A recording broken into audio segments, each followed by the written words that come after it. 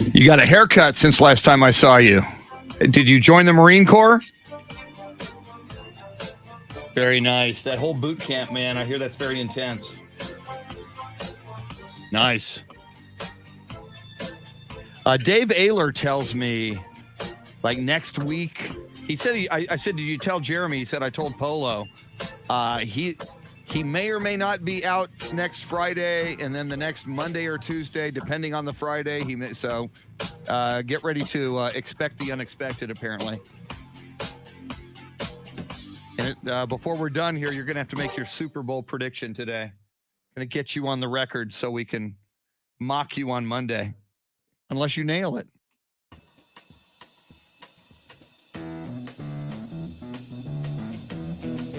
Okay, let's do this. This is the Chris Show.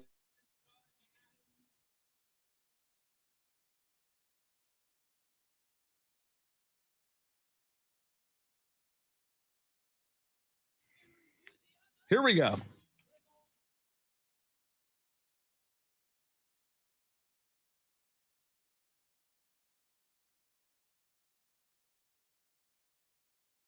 Bowl weekend is here. It's the Chris Duel Show with Shannon, Salty, Sweeney. Jeremy KOLOK is your Soundscape stylist. Lots and lots to talk about. Oh my God, so many goings on in the NBA right before the trade deadline. We now know who is who in the NFL honors. We know who going to the Pro Football Hall of Fame and who is not. And my goodness, where do we begin? We will cover it all this morning. We will talk Super Bowl as God intended. We will talk predictions. We will talk prop bets. Shannon will make her prediction. I will make my prediction. Coach A, Paul Alexander, who joins us in less than an hour. He is our football guru. He is our football Dalai Lama. We climb high into the mountains of Tibet to sit at his feet and become one with football enlightenment as he bestows football wisdom upon us. Jeremy KOLOK, the pride of Oklahoma State University, joining us. He'll make his Super Bowl prediction as well. Shannon, Salty, Sweeney, how are you on this Super Bowl football Friday? I'm good. I'm excited. And you and I will be revealing our picks later today. And I gotta tell you, I'm a little torn. I'm a little torn today because usually we pick against the spread. I'm still torn, yeah. Usually we pick against the spread, so I can kind of get away with choosing a team, but still being able to watch with the hopes that a particular team wins. And since we're picking an outright winner and a score, I don't know that it's going to work out for me in the way that I would typically go about doing it. And I don't know how I feel about watching the final game of the year, having to root for a team that I don't actually want to win. Yeah, I know. And I until I make my pick, as you know, and I make no bones about it, I'm pulling for the Bengals. I want the Bengals to win. I am on the Joe Burrow love train. So there's a part of me that says, okay, make that. And I didn't. It was like the same thing last in the AFC Championship game, Shannon. I didn't have the courage of my convictions. I picked Kansas City because I thought I really wanted the Bengals. I thought, man, they could win this game. But I didn't trust my instinct, my intuition, my desire. I picked the Chiefs. I was wrong, but I remember even thinking, you know what the heck? I should pick the Bengals, but I didn't do it. And I'm in the same position here, and we'll make those picks a little bit later. I want the Bengals to win. I know if everything goes just right, the Bengals can win, but I also know it could go like 34-13 Rams. There's a part of me that if we get a lopsided Super Bowl that kind of sucks, if that Rams pass rush led by Aaron Donald just totally disrupts and annihilates Joe Burrow to where he doesn't have time to do his magic and he winds up throwing some picks and there's some turnovers and the Rams it could be like 37-13 Rams. There's a part of me that wants to make that pick. And I don't know. I don't, you and I, we're going to make our picks in the 8:00 hour. I don't know what I'm picking yet. I'm going to, in that moment, just try to channel the football gods and see what they tell me to do. Yeah, And if the gods have already spoken to you, you're welcome to head over to our Twitter pages, Ticket 716 AM 1300 The Zone, where we're asking you today, who will win the Super Bowl? Cincinnati Bengals or Los Angeles Rams? Early votes coming in now, 60% saying the Bengals, 40% the Rams. Not too surprising because I do think a lot of people are just in general pulling for the Bengals, whether or not they think they have a great chance of getting it done. I'm not sure. I do have something in the shakedown for you that may be able to convince those who want to root for the Bengals because they are doing everything right. I think leading up to this moment. I do too. And again, and it's so weird. And a lot of people do bring up Matthew Stafford, and I get it. And he is a Texas kid. I saw Troy Aikman. It was interesting. I listened to the Dan Patrick show on the way home yesterday from our show. And so Dan Patrick, the national show, follows us. He had Troy Aikman on. And Aikman said, I love Joe Burrow. He said, I love the kid. He said, he's got that extra little edge where he really believes that he can win and can find a way for them to win. When Troy Aikman loves you, I mean, that's because I keep thinking to myself, it's like, why do I like him so much? It's like, because Aikman said this on Dan Patrick yesterday, because Dan Patrick, while Aikman was saying this, Dan Patrick goes, well, when you played, Troy, were you cocky? And Troy said, well, first of all, he said absolutely not, but he said, Joe Burrow, he's not really cocky because he said he's walking a fine line.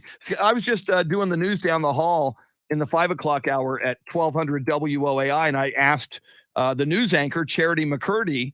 I said, "Are you on the Joe Burrow love train?" And she goes, "Well," she said, "that diamond-studded chain that he wears, that's a little much for me." There's something about Joe Burrow. I think if he was too cocky, I might not like him. But as Troy Aikman said yesterday to Dan Patrick, he's walking a fine line where he's confident, he's engaging, he's fun, yet he's not so brash that you're done with him. Yep. How do you feel about Joe Burrow's attitude, Shannon? I think he's just having fun. I think he's just having like guys like to me like Odell Beckham Jr. There was always a tantrum involved, right? He would act a certain way off the field with the chains and whatever, and then on the field you get these tantrums and it's like you're trying to be this big superstar and yes, really good football, but you don't look like you're having fun. And Joe Burrow, it's hard to knock the guy when he's just having fun. He's not doing anything to ruin anybody's day. He's just out there playing football and he's playing it really well. And then, we talked about yesterday how he, behind the scenes is giving tickets away to those who helped him get to this point. He's got the great messages for the kids. He's just doing everything right. So, if you're offended by a flashy necklace or a joke from time to time or the cigars, so be it. No one will take that away from you. But I think it just kind of adds to the coolness of he's comfortable in his own skin and he's having fun every step of the way. That is a tremendous perspective. And I'll never forget when Don Meredith retired from the Cowboys. He said and he still had a lot of good years in him. And Don Meredith might have led the Cowboys to Super Bowl V, their first Super Bowl, instead of Craig Morton back in 1971, because Don Meredith was still young enough. He had good years left in him. But Don Meredith said, I retired because it just wasn't fun anymore. Don Meredith and people who, all the stories about him. And if you look at YouTube's on him, he was singing in the, and he drove Landry crazy because here'd be a tough game. And it's like, oh my God, the final possession, we got to, and Don Meredith would come into the huddle singing a country song and he was having fun. And when it stopped being fun, Don Meredith retired and found himself later in the Monday Night Football booth. Let's welcome in and we'll get his thoughts on Joe Burrow because he is a very astute and keen observer of all things football and all things sports. The pride of Oklahoma State University. And if you're looking at the live video feed, a haircut since the last time we saw him. You look very, very well coiffed, Mr. Jeremy KOLOK. Your thoughts on Joe Burrow? Do you like him? Do you not like him? Is he too cocky? Are you on the love train with Shannon and me for Joe Burrow? Good morning to both of y'all. I am absolutely on the love train with the two of y'all on Joe Burrow. I think he is so entertaining both on and off the field, and that's all I can really ask for as a sports fan, as a consumer of entertainment. And to this point, uh, there's there's players that are cockier than him. I mean, there any wide receiver from the entire league, basically. But I definitely could see how he could rub people the wrong way. But for me, it's like until this guy stops winning at the highest level at each stage of his career, there's nothing to question him about his attitude or how cool he is off the field or his swagger, his confidence. In my opinion, I mean, this guy, he had one of the greatest individual seasons in college football history. He won the Heisman, he won the national championship, and now in his first full season, if he wins the Super Bowl, I mean, what? Why would this guy not be confident? It would make sense if he wasn't confident, in my opinion. Yeah, if he wins this thing, we have to start wondering. It was like this way for Mahomes. So, and Mahomes hasn't won another one since.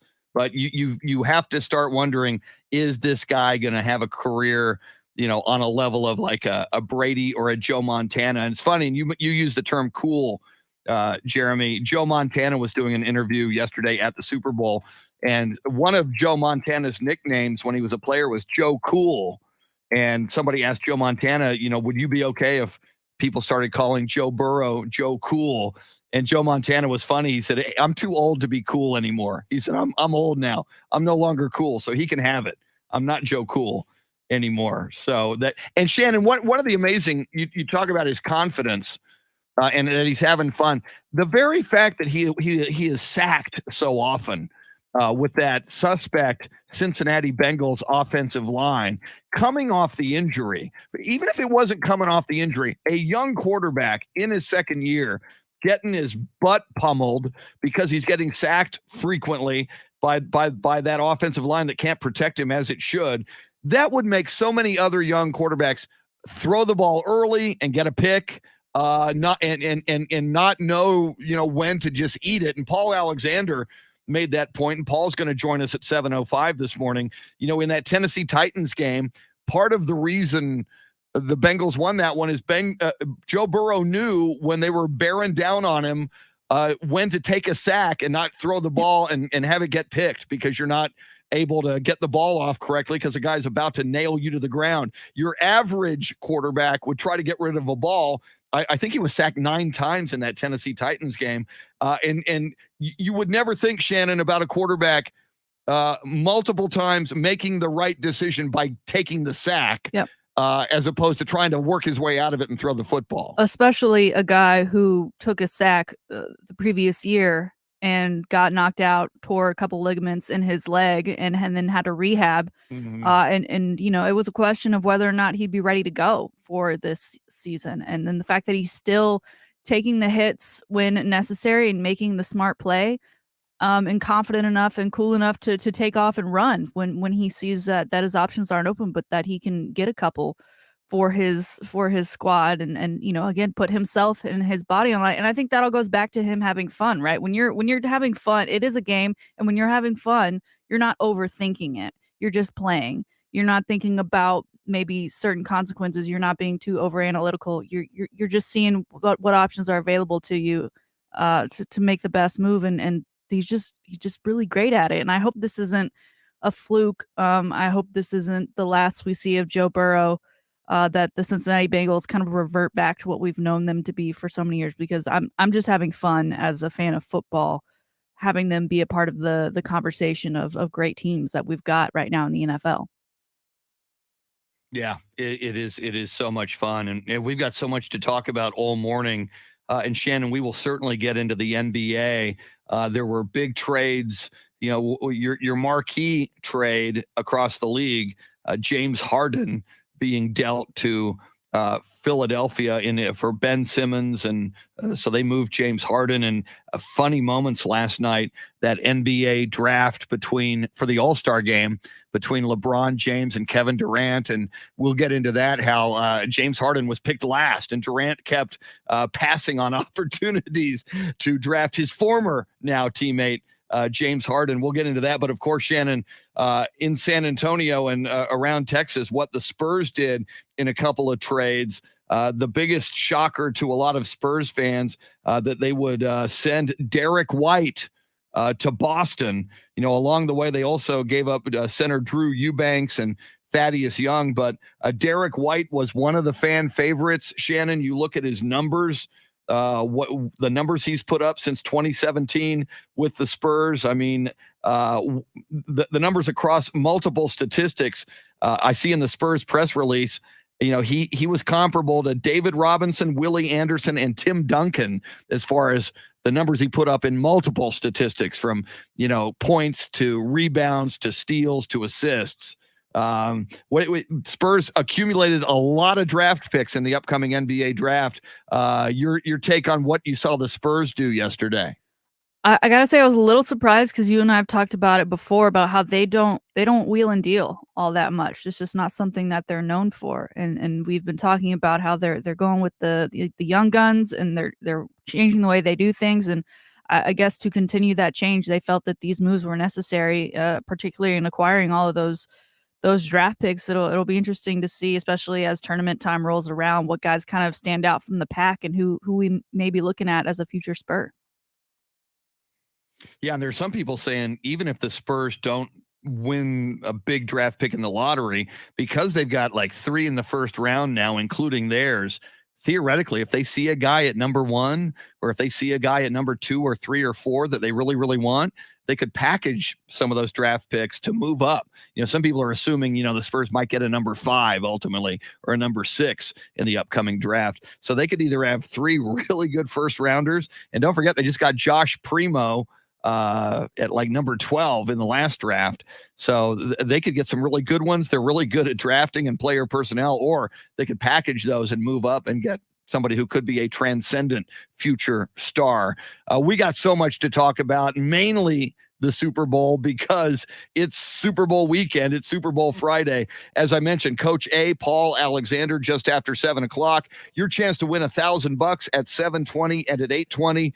Shannon's Salty Shakedown just after 7:30. And coming up, the high five play of the day. Could be multiple high fives being given out this morning. You don't want to miss it. Jeremy KOLOK is your Soundscape stylist. He will join us and Paul Alexander in making our Super Bowl picks. You can call your shot on the live video feed, or you want to call your shot on the phone line. Who's going to win the Super Bowl and what's going to be the score? Dial us up anytime this morning, 800-707-9760. She's Shannon Salty Sweeney. He's Jeremy KOLOK. I'm Chris. Till 9 on the Chris Duel Show.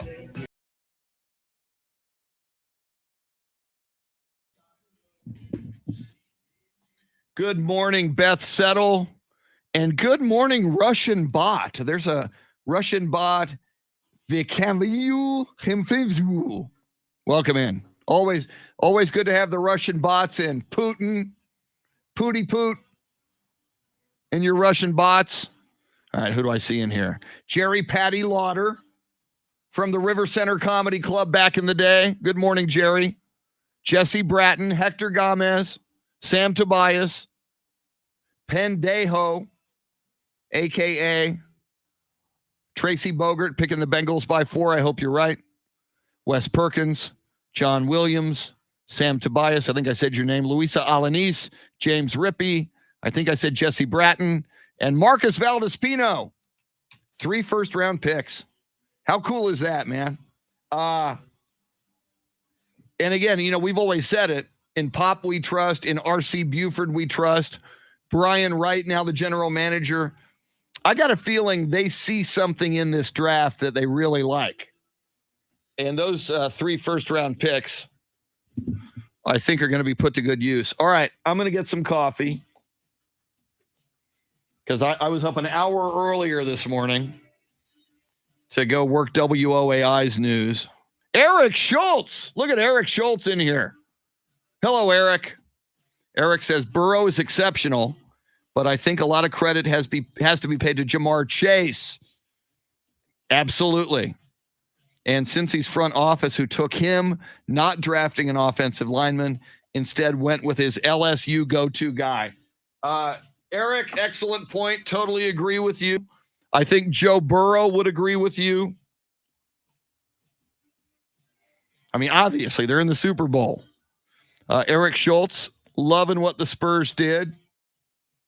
Yeah, Don Harris had a really interesting tweet. I'll read that, then I'll heat up my coffee, about Derek White. And again, the fans liked Derek White. The Spurs liked Derek White. But I'm a big fan of Don Harris of News 4. In fact, I even retweeted this because it made total sense. I'll show it to you. And then I'm getting my coffee. Here it is. Now, can you read that from Don Harris? Derek White was owed $70 million. Yeah, sometimes that camera will focus. There it goes. Derek White was owed $70 million over the next 4 years, including this one. He didn't live up to that kind of cash. Richardson comes off the books after next year. The Spurs add another first rounder next year, cap space galore, and a pick swap in 2028. Josh Primo and Trey Jones's potential made this easy. So once again, is it Josh Primo with the best hair in SA, or is it Don Harris? Could go either way. All right, I got to move. I got to heat up my coffee. I'll be right back.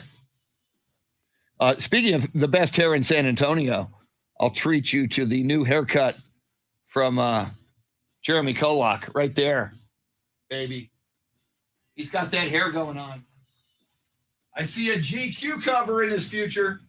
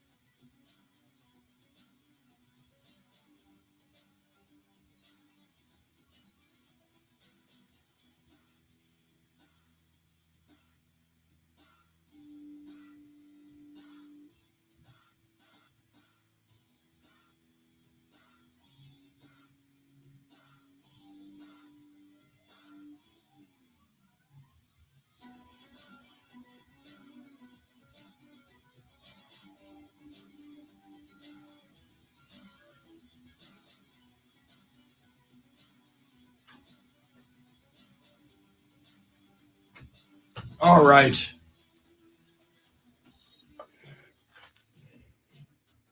Jesse Bratton, smile, Jeremy. Come on, Jesse. He is smiling. And he gave you a smile. There's the smile. Would you smile if you had to work at 6 in the morning and be in here at 5:30?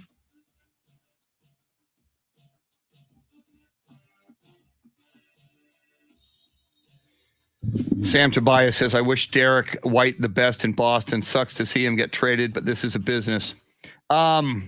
Yes. And, George Hill, the Spurs liked George Hill. Tim Duncan liked George Hill. The Spurs players did not want to see George Hill go. But they got Kawhi Leonard for him. And say what you will about Kawhi Leonard, and I will never say anything negative about Kawhi again because I'm over it. I've forgiven him. With Kawhi, you got to 2 NBA finals, and you won one of them against the Miami Heat. So do you get to those finals if you don't make that deal? Maybe you did have Tim, Tony, and Manu, but Kawhi Leonard was an upgrade, certainly, from George Hill. Bottom line, once again, the Spurs know what they're doing.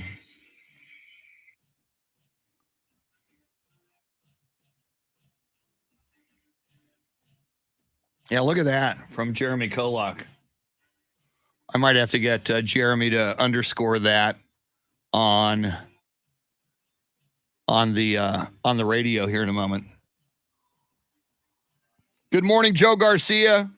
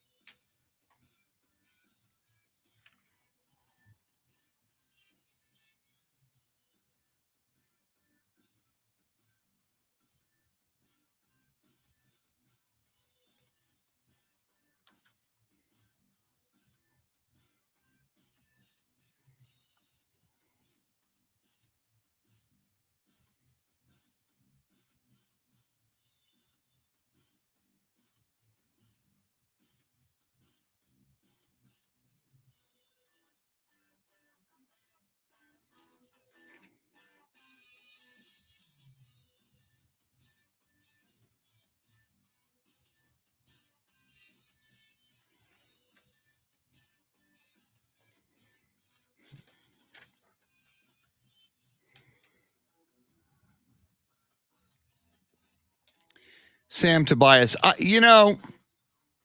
Depends on what we were debating, Sam. Depends on, you want to debate Landry era Cowboys.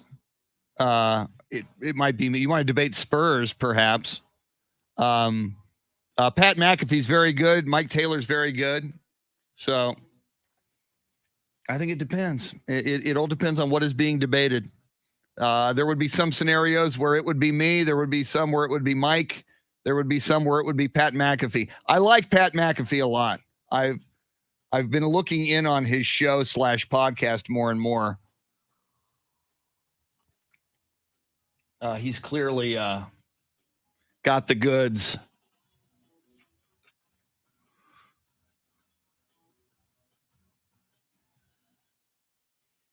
Here we come.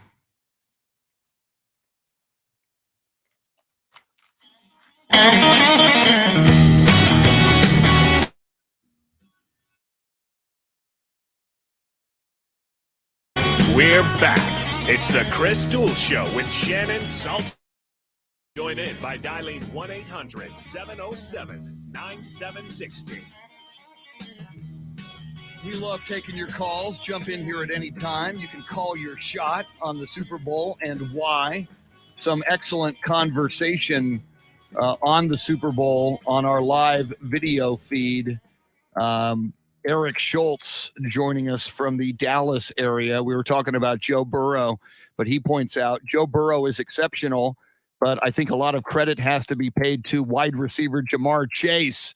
And he gave numbers, and he says, and the Cincinnati front office, who took heat for not drafting an offensive lineman, instead went with Joe Burrow's go-to guy from LSU.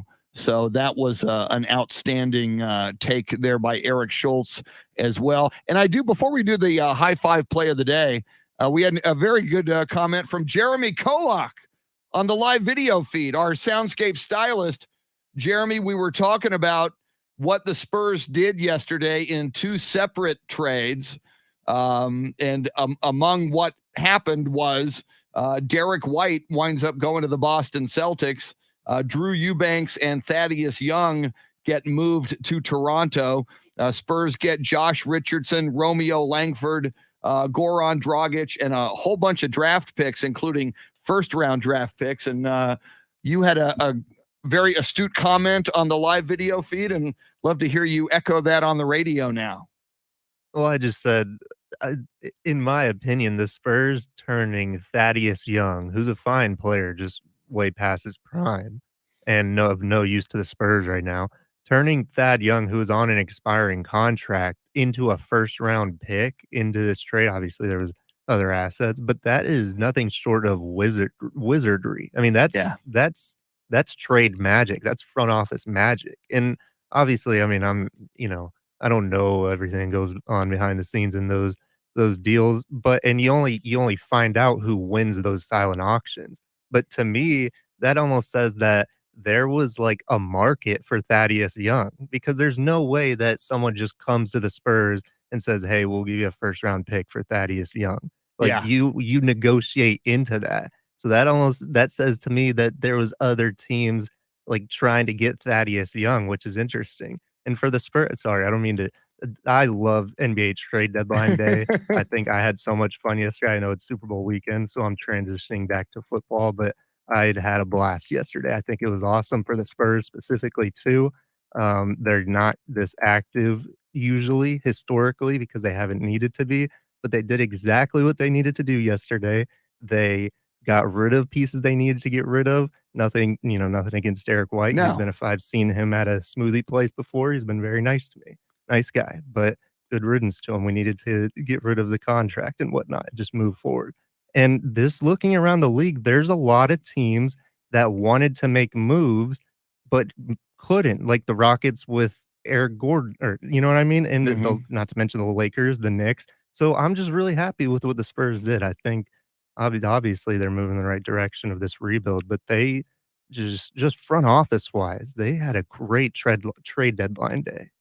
Yeah, you mentioned Derek White's contract. Don Harris, the news director at News 4 San Antonio, tweeted out, Derek White was owed $70 million over the next 4 years, including this year. So, and while Derek White is very, very good, and Don Harris made the point, he's not quite worth $70 million over 4 years. I liked him. The Spurs liked him. I was saying during the break on the live video feed, it's reminiscent of George Hill back in the day. The Spurs liked George Hill. The fans liked George Hill. Tim Duncan wasn't happy on draft night when the Spurs traded George Hill to Indianapolis and got the rights for who would become Kawhi Leonard in that draft. Spurs know what they're doing, and I think it's going to be very interesting with 3 first-round picks. Do they package those and move up? Do they see something they like throughout that draft? So they want to get 3 dudes. Going to be very, very interesting. We'll talk more about that. We'll talk a lot of Super Bowl this morning. Coach A, Paul Alexander, going to join us at the top of the next hour, just after 7 o'clock. But right now, time for the High Five play of the day, which is appropriately sponsored by High Five, 2 locations in the Austin area. Shannon, you have been a frequent patron and participant because you can play great games there at High Five.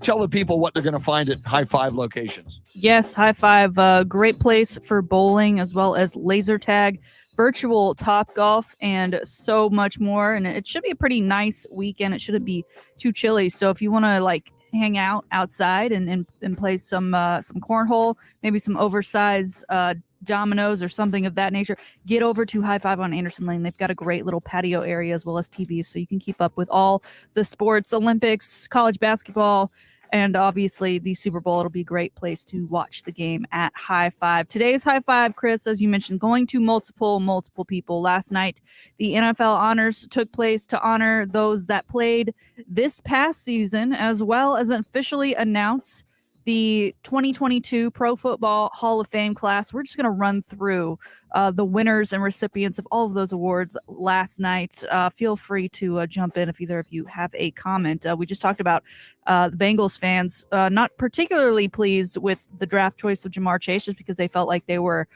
some other areas on the team that needed attention. But he won Offensive Rookie of the Year last night. Dallas Cowboys fans not surprised and very pleased that Defensive Rookie of the Year went to one Micah Parsons. Comeback Player of the Year. Yes. I think a lot of people wanted Dak Prescott just because he's a Dallas Cowboy, and we we couldn't not see that injury, yet we didn't want to see that injury that he went through because it was that gruesome. But ultimately, Joe Burrow, he just had a better year overall, right? He's the one that's heading to the Super Bowl. I think it makes it easier to vote for him. He wins Comeback Player of the Year after that ACL and ligament damage that went on the previous season. Coach of the Year went to Mike Vrabel of the Tennessee Titans. Certainly they didn't. Whoa, Mike McCarthy? Mike I McCarthy know. didn't get Coach of the Year? I know. I'm not sure where the Okay. rankings were where everyone's stacked up, but I'm sure he was a close 22nd. I don't know. Yeah, I a can't close imagine he made the top 31st. 5. Yeah. So that went to Mike Vrabel. Offensive Player of the Year went to Rams wide receiver Cooper Kupp. He's part of the reason I know Odell Beckham Jr. is a big name on that wide receiving core now, but we cannot forget about Cooper Kupp. He had an amazing year. NFL MVP. It's back-to-back for Aaron Rodgers, who is now a 5-time NFL MVP. He was in attendance last night, still rocking the long hair. Still doing that. We're still rocking the long hair. Aaron, maybe think about cutting it now that you want. And Walter Payton Man of the Year went to the Rams offensive tackle Andrew Whitworth. That's obviously a standout award, and I believe he will be presented officially with the trophy just prior to the Super Bowl. Also taking place last night, and if you follow James Allen on Facebook, you get probably a little inside sneak peek because, of course, he is out in LA as a member of the Pro Football Hall of Fame and was at the awards ceremony, so was taking pictures of the stage as things were going on and took a cool picture of all of the new inductees when they were on the stage. Your Hall of Fame class of 2022, Tony Baselli, Leroy Butler, Sam Mills, Richard Seymour, Bryant Young, Cliff Branch, Art McNally, and Dick Vermeil.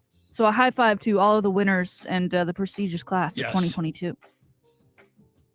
Big high five. Now, as you read those newly minted class of 2022 Hall of Famers, Shannon, a lot of Cowboy fans on social media last night were upset. A lot of Cowboy fans, and I kind of felt as well, DeMarcus Ware was a first ballot Hall of Famer, and I almost felt like he was a slam dunk first ballot Hall of Famer, and I've been thinking about it ever since he didn't get in.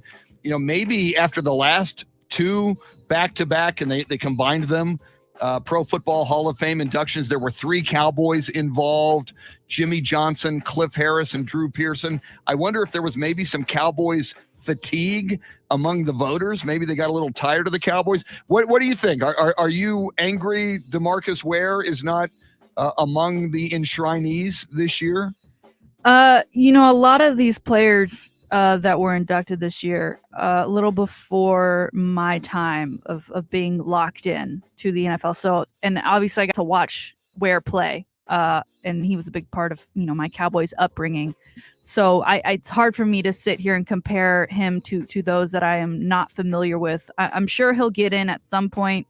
I think of all of the Hall of Fames, the NFL does the best job at the voting and making it a great system, especially compared to like the MLB. I think he'll get in eventually. I don't know if these other players were maybe on their last run for a spot to get in, but he'll get in eventually. So I'm not too upset about it.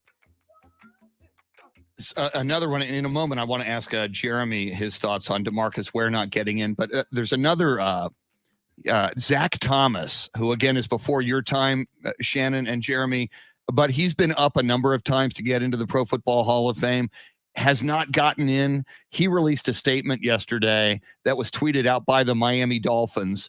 Zach Thomas wrote, quote, "It was an honor to once again be among the finalists for the Pro Football Hall of Fame. I want to congratulate this year's class. They were all great players and are each deserving of their gold jacket.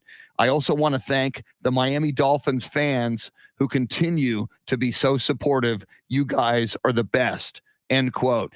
If nothing else, Shannon, that's a very gracious statement by Zach Thomas at a moment where he had to be very disappointed. That's, to me, I just think that's a textbook example of how you should, if you can, behave when you are disappointed, like Zach Thomas must have been last night. Yeah, I mean, the way it works is, we're assuming there's no behind the scenes bribing, right? That takes place. It's a pretty straightforward process.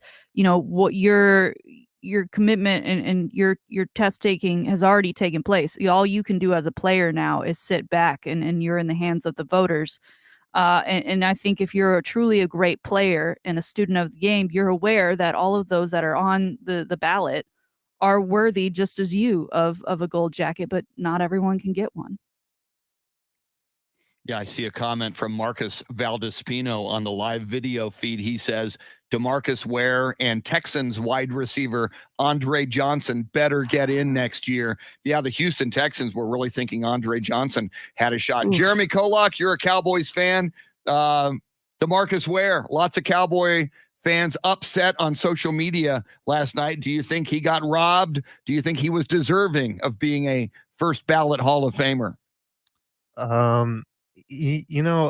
I think he will probably get in next year. He's not going to be left out of the Hall of Fame, but he's definitely deserving. And I was a little bit surprised to not see him on the ballot, become a first ballot Hall of Famer. I mean, I can't remember exactly. I could have just looked this up a second ago, but I think he's like 9th all time in sacks. Like Yes. he's top 10. It's crazy numbers. And then there was a stretch between like 2006 and like 2012 maybe, where this dude was the best pass rusher in the league, if not top 3. I mean, every year. So I was a little bit surprised, but I think he will get in. If not next year, he'll be in soon. I don't think he's going to get left out. His numbers are just way too good.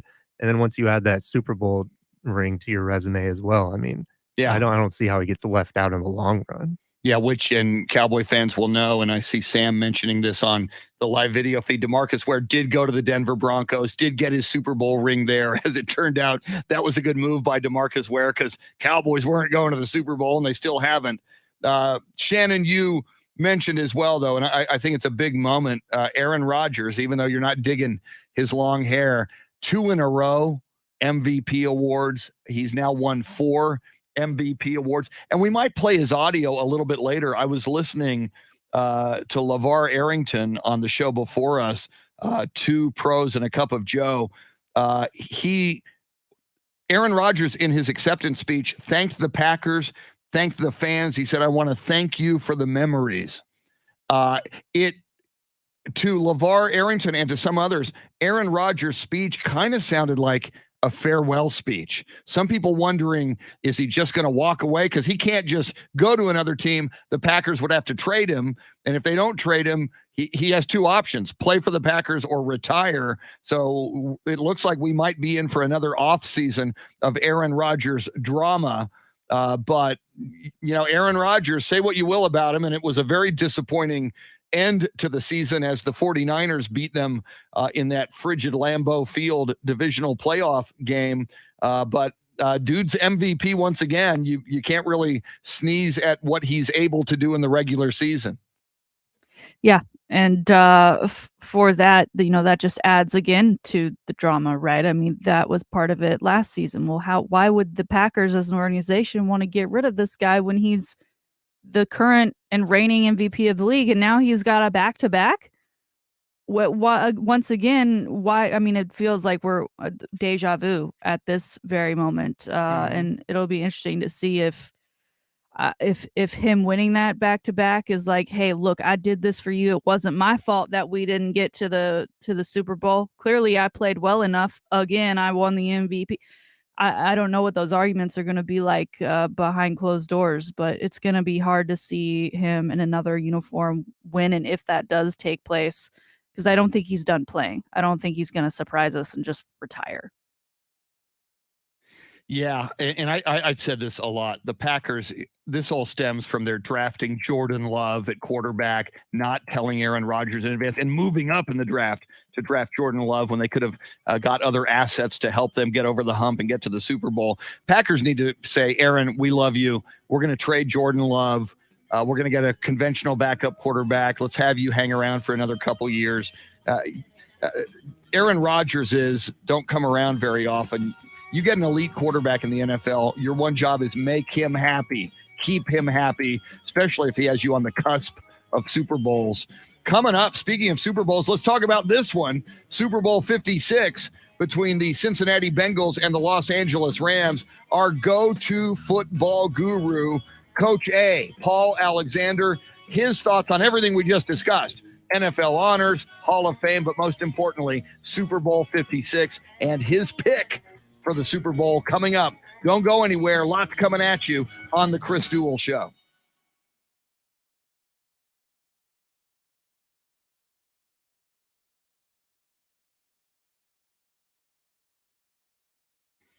All right. James Rippey says Aaron Rodgers is so overrated. He's good in the regular season and shrinks in the playoffs. 11-10 playoff record, don't lie. You can make that argument, James, and a lot of people do. A lot of people agree with you. But, man, this most recent loss, special teams, that blocked punt and was it a blocked or a missed field goal? I mean, 10 points right there, and you lose 13-10. So, Rodgers should have taken the Packers down and put up more points in his house. But, that was a god-awful special teams of the Packers that lost to them, and they fired that special teams coach. So,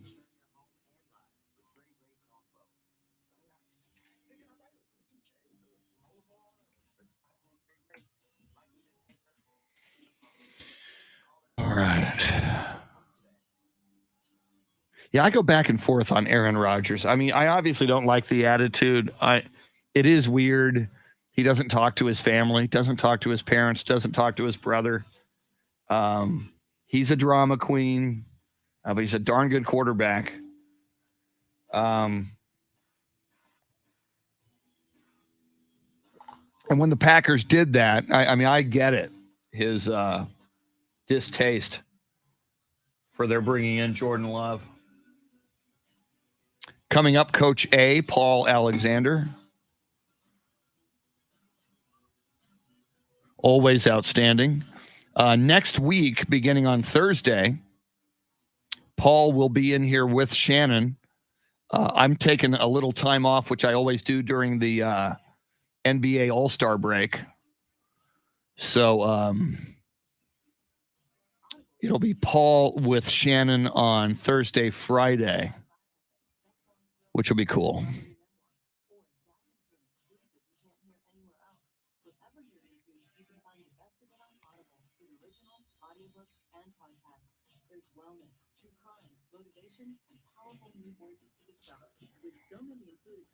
All right. Carl Fisher says, great player, but off the field stuff horrible with Aaron Rodgers. I am heating coffee and getting some ice. Ice, baby. I will be right back. Wes Perkins saying Zach Thomas was by far the worst snub, been a finalist multiple times in his career. Stats and play, he's truly a Hall of Famer. Oh, all right, Jerry. Jerry telling us Aaron Rodgers is now talking with his family. I didn't know that. All right. There's progress. It's about time, Aaron.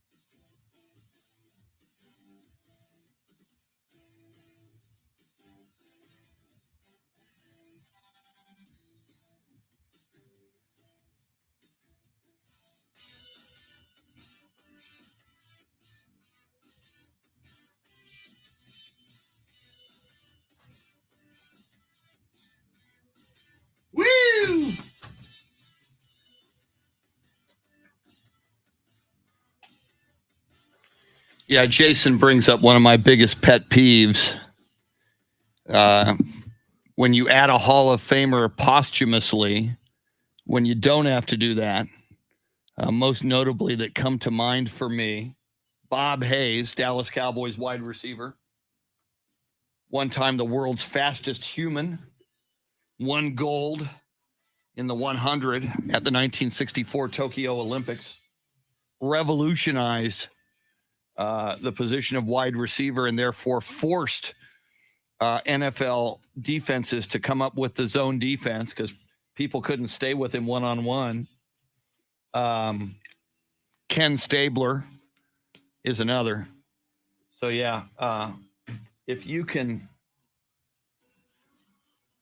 honor somebody while they're still alive, I talked about this, a completely different Hall of Fame, but good morning, Steve Duraco. Steve Duraco, the original Rock, the original Italian Stallion, and co-founder of the San Antonio Polar Bear Club, and a man I went to Spurs games with in 1973 when they came to town. Although he wasn't a man back then, he was a boy. We were too young to drive, so we had to take the bus from the Methodist Hospital. I was 13, he was 14. We would later drive, and by the time he was driving in 1976, one of my favorite moments, we'd always go to the games early, so we're there for pregame warm-ups. And Steve and I are sitting front row because you could do that back then. It was empty seats, so we just go sit in the front row and watch warm-ups. And Stan Love of the Spurs, brother of a couple of the Beach Boys, and the father of Kevin Love, although Kevin Love wasn't born yet, Stan Love is like warming up, shooting the ball, red, white, and blue ABA basketball, shooting the ball, shooting the ball, shooting the ball. And then Stan Love finishes, and he goes back to the locker room, and there's no more players on the court. And the ball kind of rolls over to our feet, and we're sitting in the front row, and there's maybe 400 people in the Hemisphere Arena. It says like an hour before tip-off. Steve Duraco picks up the ABA basketball, holds it, looks at it, looks at me. I look at him. We look at the door. We get up and we run to the door of the Hemisphere Arena, sprint to his car, which I believe was a 1968 black Firebird, and threw that ABA ball in there. We stole an ABA basketball from the Spurs at the Hemisphere Arena. We still have the ball. Hopefully the statute of limitations has passed and the Spurs don't hold that against me, that I stole some of their property with Steve Duraco in 1976. Anyway, Steve's here. Good morning, Steve Duraco. Steve has known me since like fourth grade.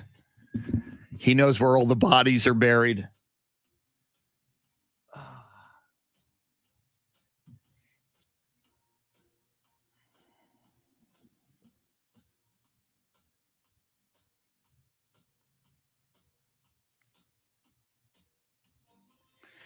Yeah, Marcus, Harvey Martin, a.k.a. the beautiful Harvey Martin, a.k.a. Harvey Banks Martin, number 79 of the Dallas Cowboys, very deserving.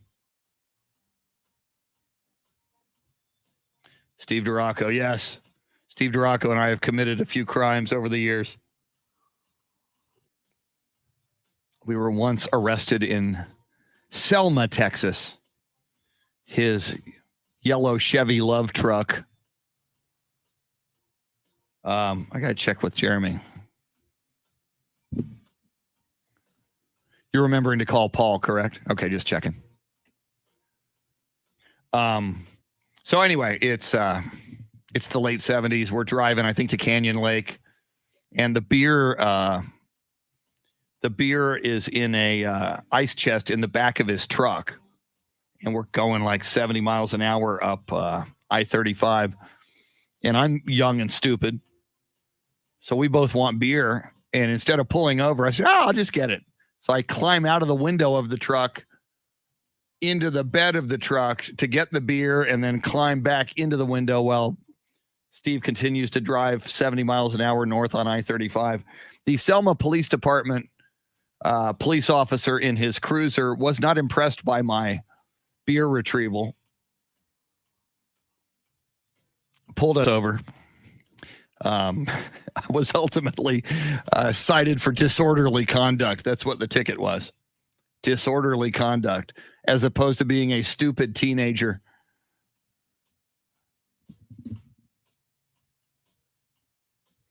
He's there. Good. Thanks, sir. Let me get my Paul Alexander photo if I can find it. Where's my Paul Alexander photo? There he is.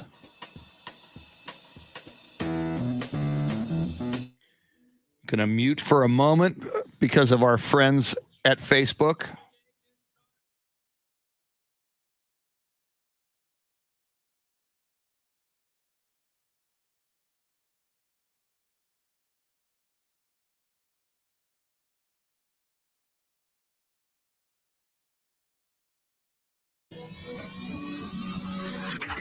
Now, Chris Duel. Glory, glory, hallelujah, and praise to the football gods on high who look down upon us and shower us with football blessings.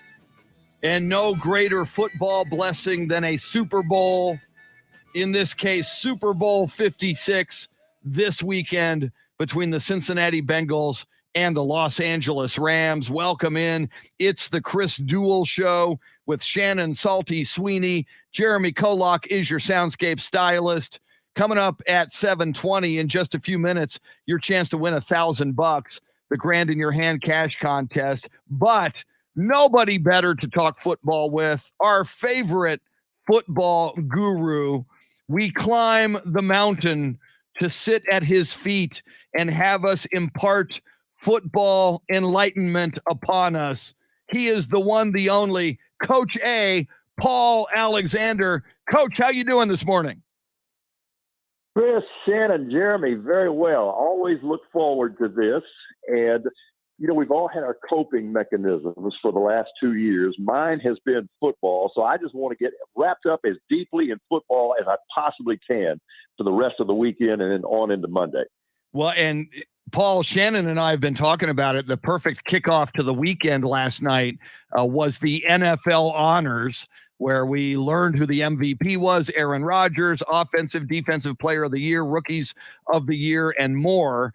And Dallas Cowboys fans, none too happy that when we learned who was going to be in the class of 2022 of the Pro Football Hall of Fame, Dallas Cowboy and later Denver Bronco, where he won a Super Bowl ring, DeMarcus Ware, not among them, and therefore not a first ballot Hall of Famer. Are you good with that, or do you think DeMarcus Ware got screwed over last night?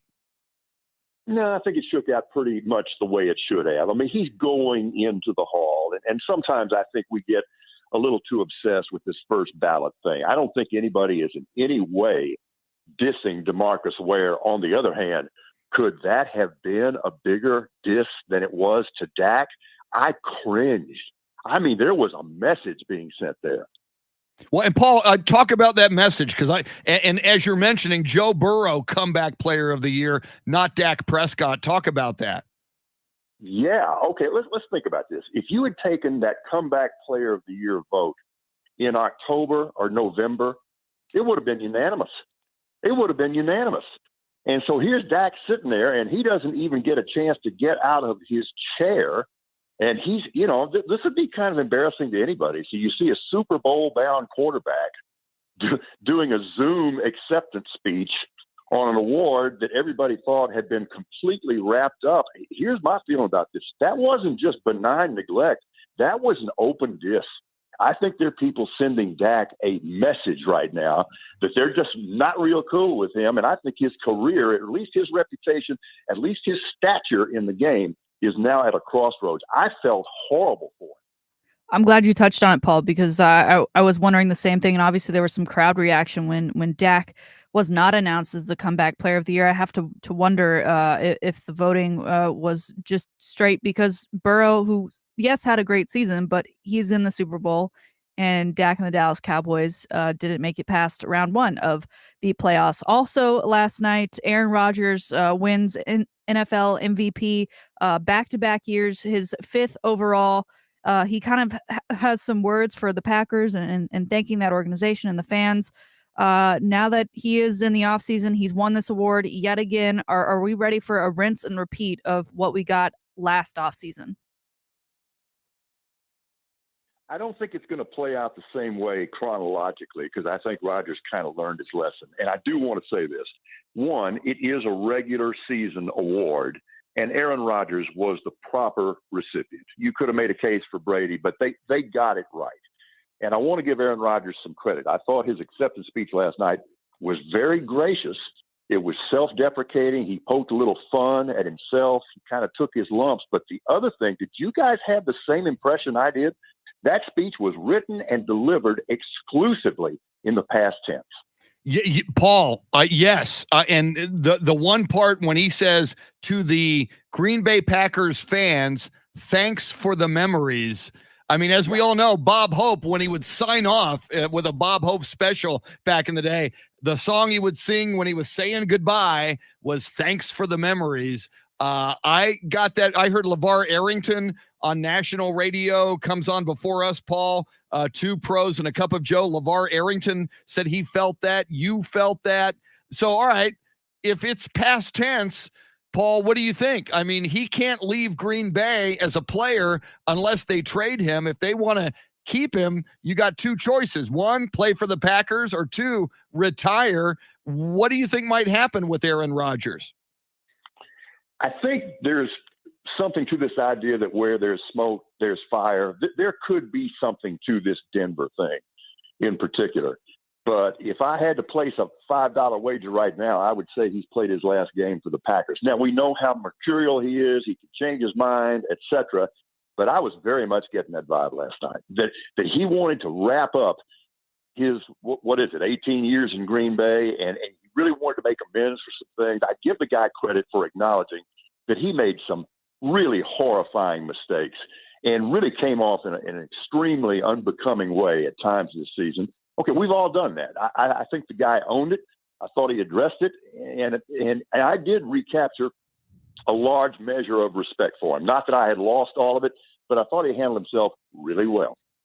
Coach, there's this little game going on this weekend. Not sure if you're going to make time to watch it, but it is going to be the Los Angeles Rams versus the Cincinnati Bengals. And plenty of storylines to grab onto. But when we look at these quarterbacks, Matthew Stafford, a long-suffering Detroit Lion with a franchise that is as dysfunctional as they come, a team that never was willing to put the right pieces in place to help them get the job done, finally lands at an organization and with a team and with a coach who's willing to do whatever it takes.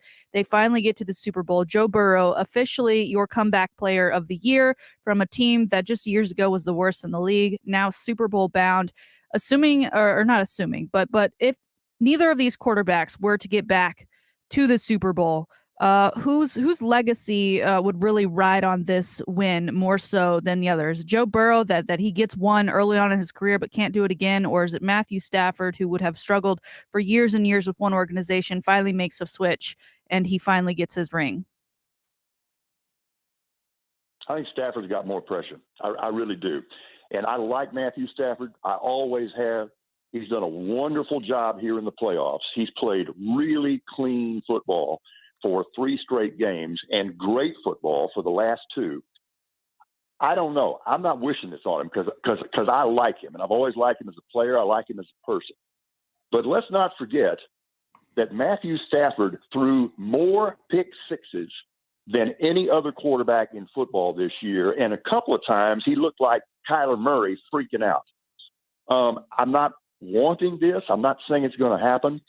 But if somebody's going to throw 2 late picks in that game Sunday, it will be Matthew Stafford and not Joe Burrow.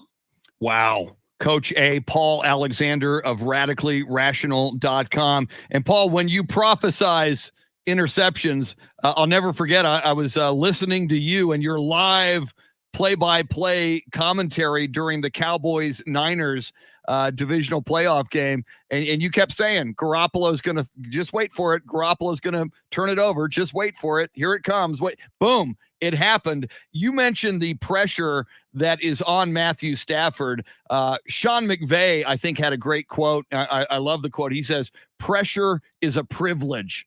If you're feeling that pressure, you're privileged to feel it because you're performing on a big stage and much is expected of you. I also feel, Sean, that or Paul, that Sean McVay, I think there's a lot of pressure on him and his legacy because it was all about, well, we had this other quarterback Jared Goff, who didn't get the job done. You got what you wanted. You pretty much gave a king's ransom of draft picks to get Matthew Stafford.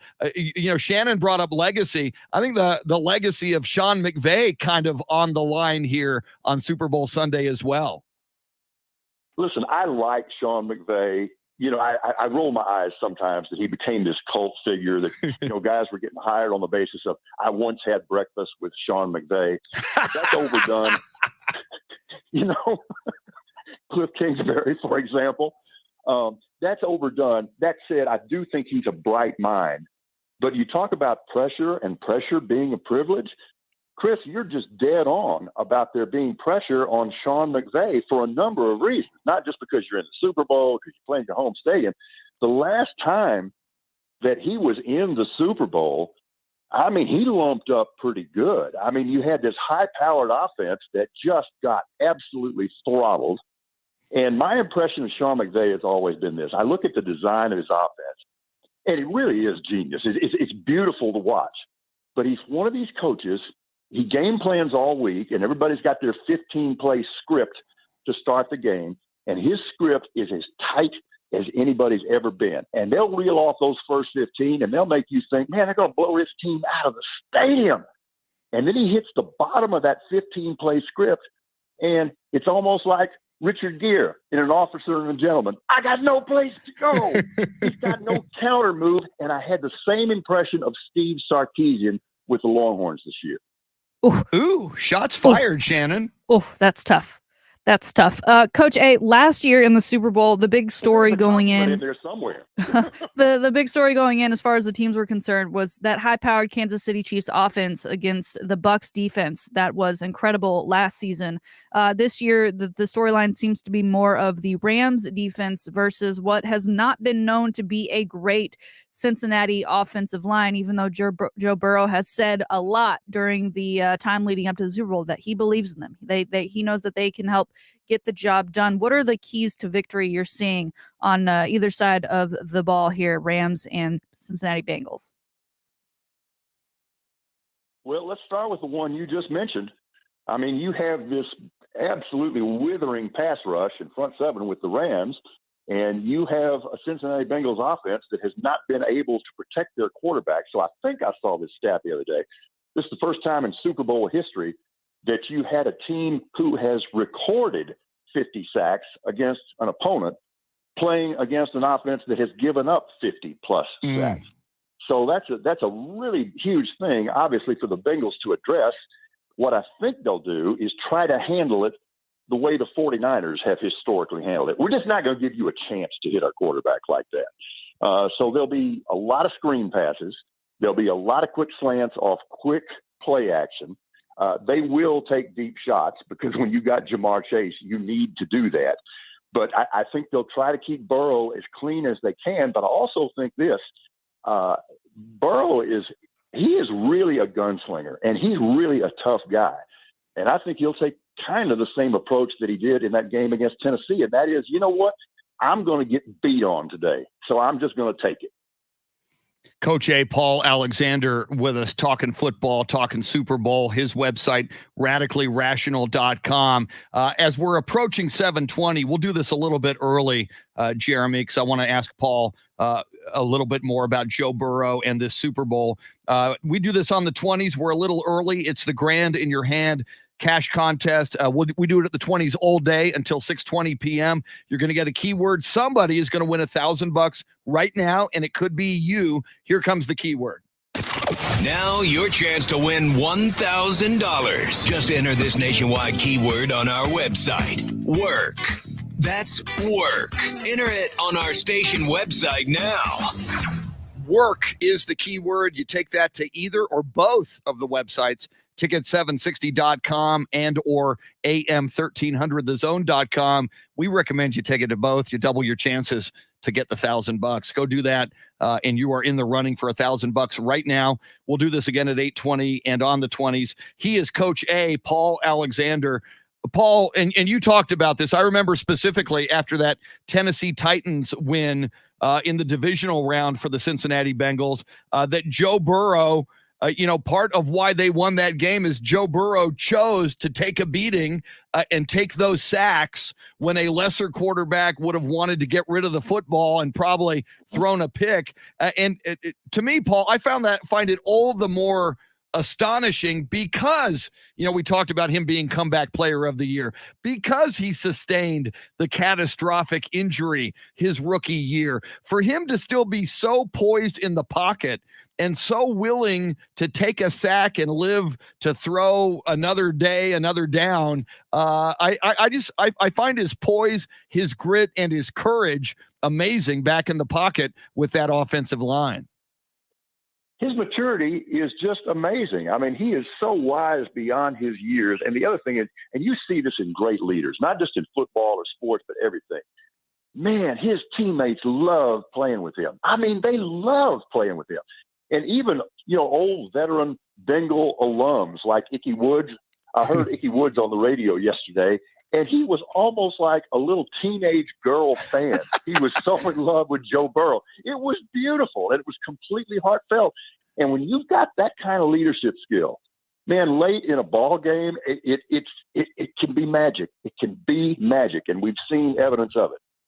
Coach, before we get your prediction for Sunday night, curious to know what your Monday is looking like, because we know that you love football more than anyone. It is your Christmas season. And of course, the Super Bowl is the culmination of the football season. It is where it officially comes to an end. And we are all in the off season once again together. Do you take Monday off for mourning? Do you have maybe something planned to help distract you? Do you just rewatch the game over and over again? What do you have on deck for this coming Monday, a footballless week that we haven't had to experience in quite some time? First of all, I want to thank you for maybe saving my life and letting me detox, because you guys have been nice enough to invite me on Monday morning. Yeah. So that gives me something to look forward to. But by the time we get to about 10 a.m., I'll just have to go out in the parking lot and start mumbling. And by the way, for our listeners, Paul will be here at this time on Monday morning to do the postmortem and dissect this Super Bowl, either a Bengals or a Rams victory. But Paul, and you tell us this often, and it's so true, and you talk about detoxing and withdrawal symptoms, and I don't know how we're going to do it. I mean, we'll do what we normally do. We'll plod along and turn our attention to the March Madness and the NCAA tournament and maybe the NBA. But when our beautiful game of football goes away for a while, it's a tough off season for me. To that point, we'll dive back with your Super Bowl pick here in a second, Paul. The USFL will be here in the spring. Are you? Shannon and I believe more football is good football, and I will take spring football. I know it's not the NFL, but gosh darn it, it's football. Your thoughts on the reemergence, the resurrection, if you will, of the United States Football League?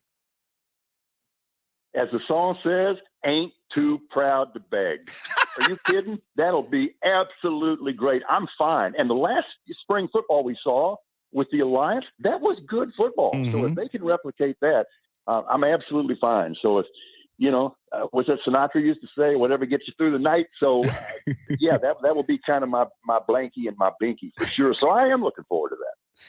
Coach, this is the Super Bowl, and on this show, we typically pick against the spread, but because it is the final game of the season and it is for the coveted trophy to hold over their heads, say they're going to Disney World, we are going to pick the outright winner as well as a score. Just for those that do pick the right winner, we need to see who was closest or even spot on. So now it's time, Coach. Your winner for this year's Super Bowl and your score prediction.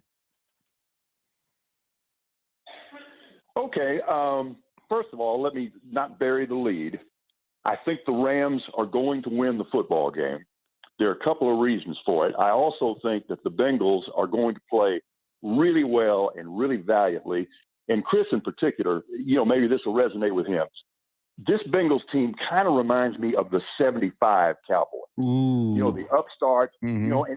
and they played so wonderfully and they played so great, but they just came up short. And in a sense, although they haven't had quite the frustration, these Rams kind of remind me of the 71 Cowboys, where it's time, okay? It's time. And they went all in, and I think they're going to get rewarded for that.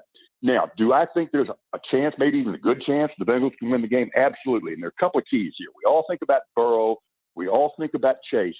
Two guys to watch in particular, Joe Mixon and T. Higgins. If Joe Mixon can run for 80 yards and catch passes for 50, and if T. Higgins can go, let's say, 6 catches, 75, they've got a darn good chance to win. My goodness. All right, Paul. So if we get a final score from you, and we're just writing them down to see if anybody can nail the final score, how do you see this playing out on the scoreboard? 38-34 Rams.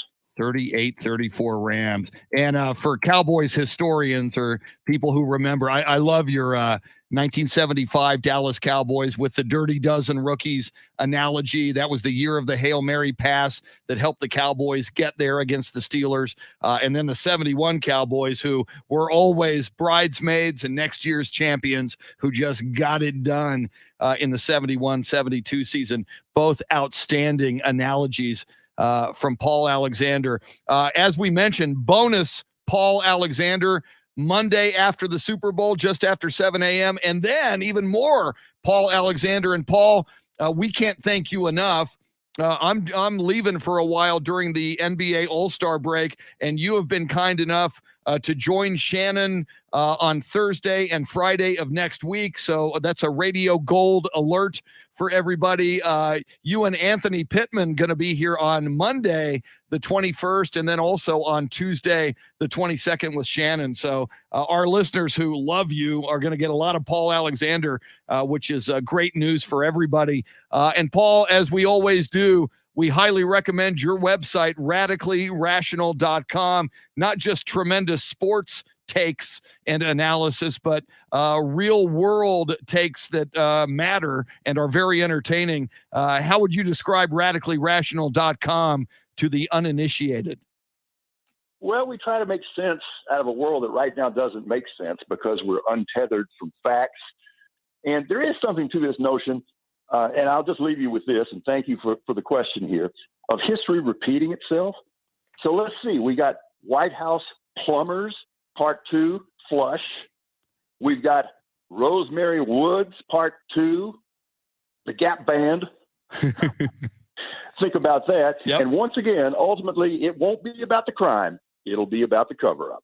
Man, take me back to Nixon and Watergate, and you just did, and learn more about it. There's great writing. There's great video. Paul just brings all kinds of great content. RadicallyRational.com. Paul, have a wonderful Super Bowl weekend and Super Bowl Sunday, and we look forward to your breakdown of the Super Bowl bright and early, just after 7 a.m. on Monday. Have yourself a great weekend, Paul. Thank you so much. Yay, football. Happy Super Bowl all. Thank you. Yay, football. There you have it. All right, coming up, Yay Salty Shakedown. Shannon's Salty Shakedown is moments away this day in sports history, sports birthdays, and a whole lot more. And a little bit later, Shannon makes her pick. Jeremy KOLOK makes his pick. And I'll make my pick. I still don't know what it is yet. And Paul picking the Rams concerns me because he's usually right. Lots coming at you. We're with you till 9 on the Chris Duel Show.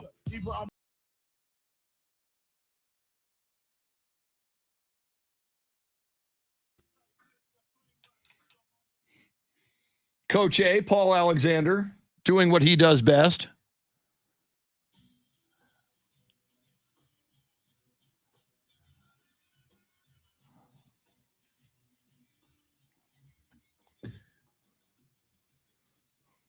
Okay, let's see here. Where is that? There it is. Okay. Leo Zambrano picking Rams big, and that could happen. That's what scares me a little bit. If the Rams win big.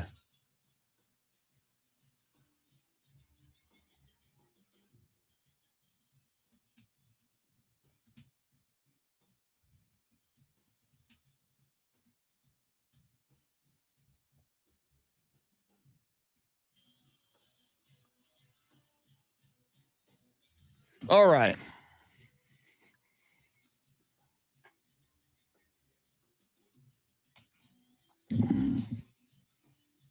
I'm getting more coffee.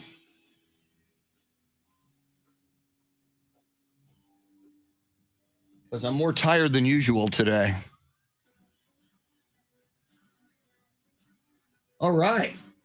Richard McBroom, Bengals all the way. I like the way you think.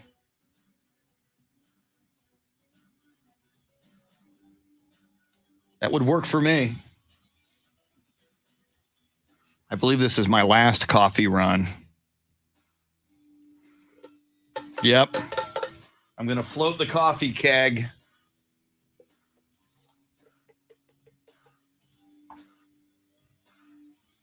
Back in a sec. Woo! Woo!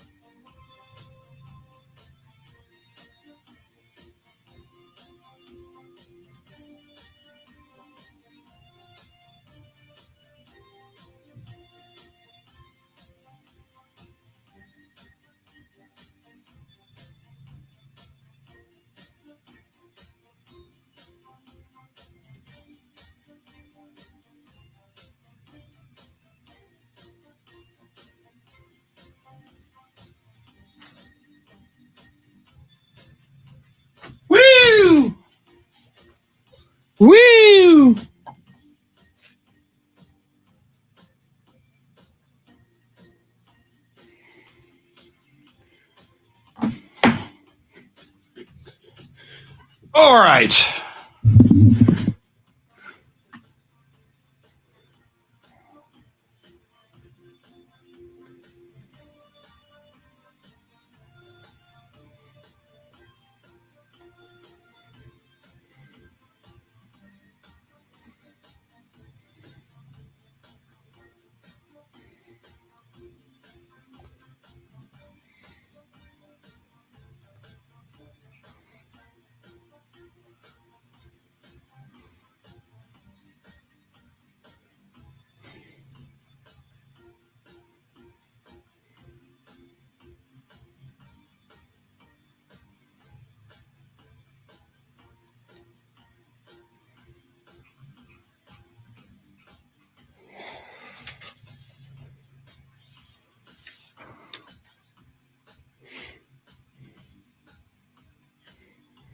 Richard's got the Bengals.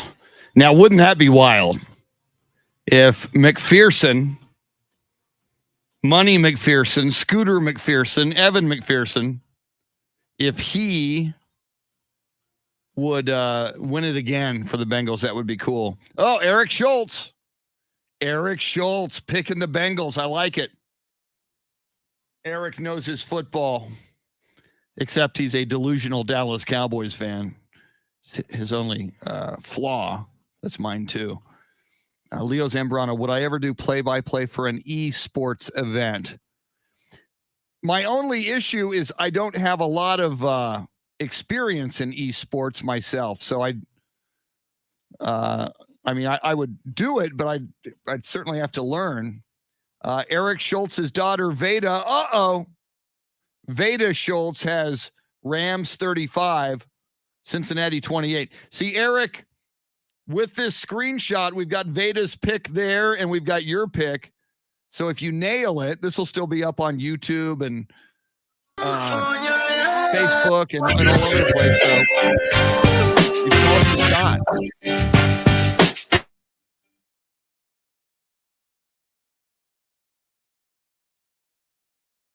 Salty Sweet.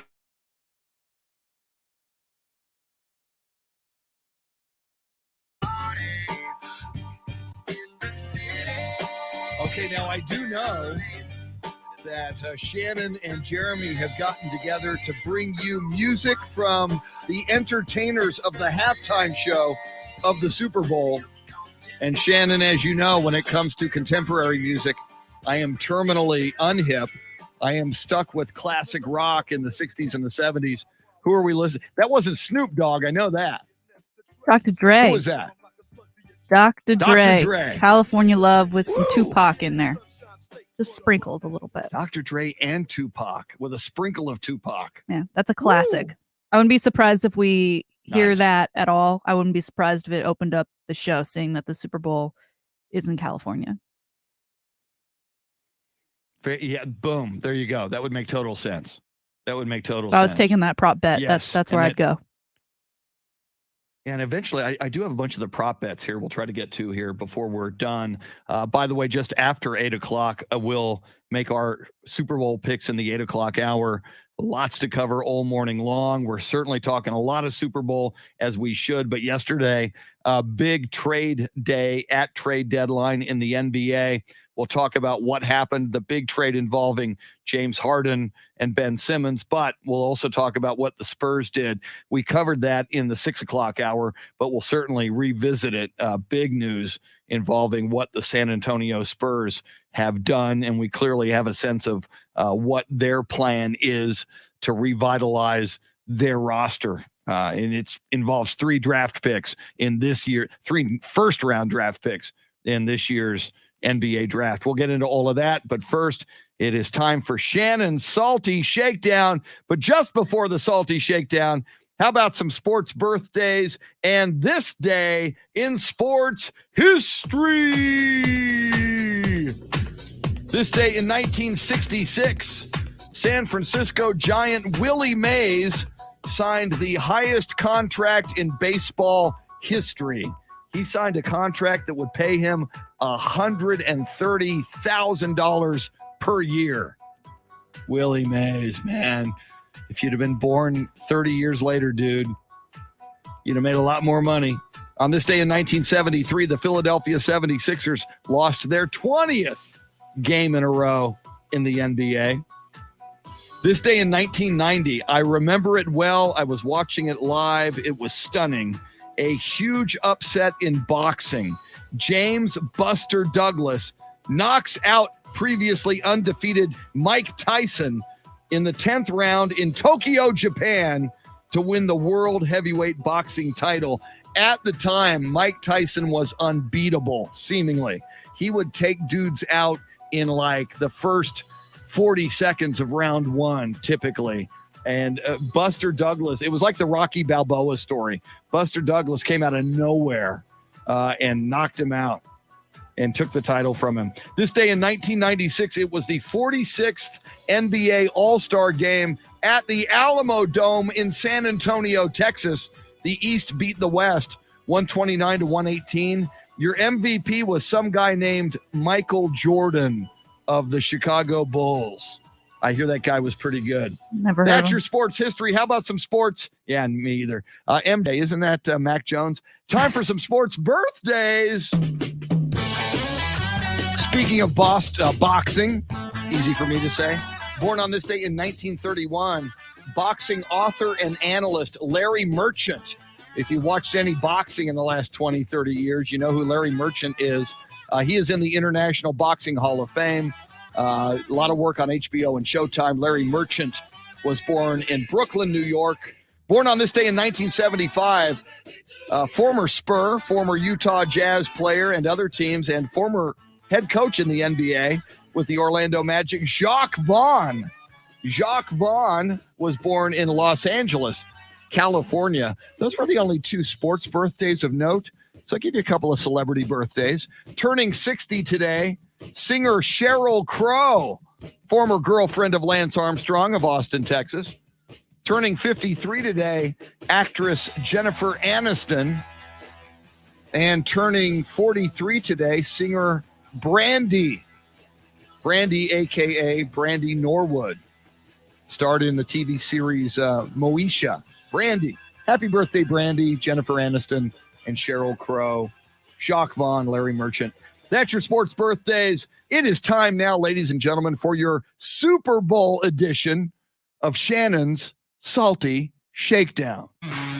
Well, let's start there with a Super Bowl team, the Cincinnati Bengals. I teased earlier that for any of those maybe a little bit on the fence, that I had something that maybe could convince you to go for the Bengals. They're doing things the right way, right? They've been practicing in environments that they need to before they get to LA. They've been in LA. They're doing and saying all the right things.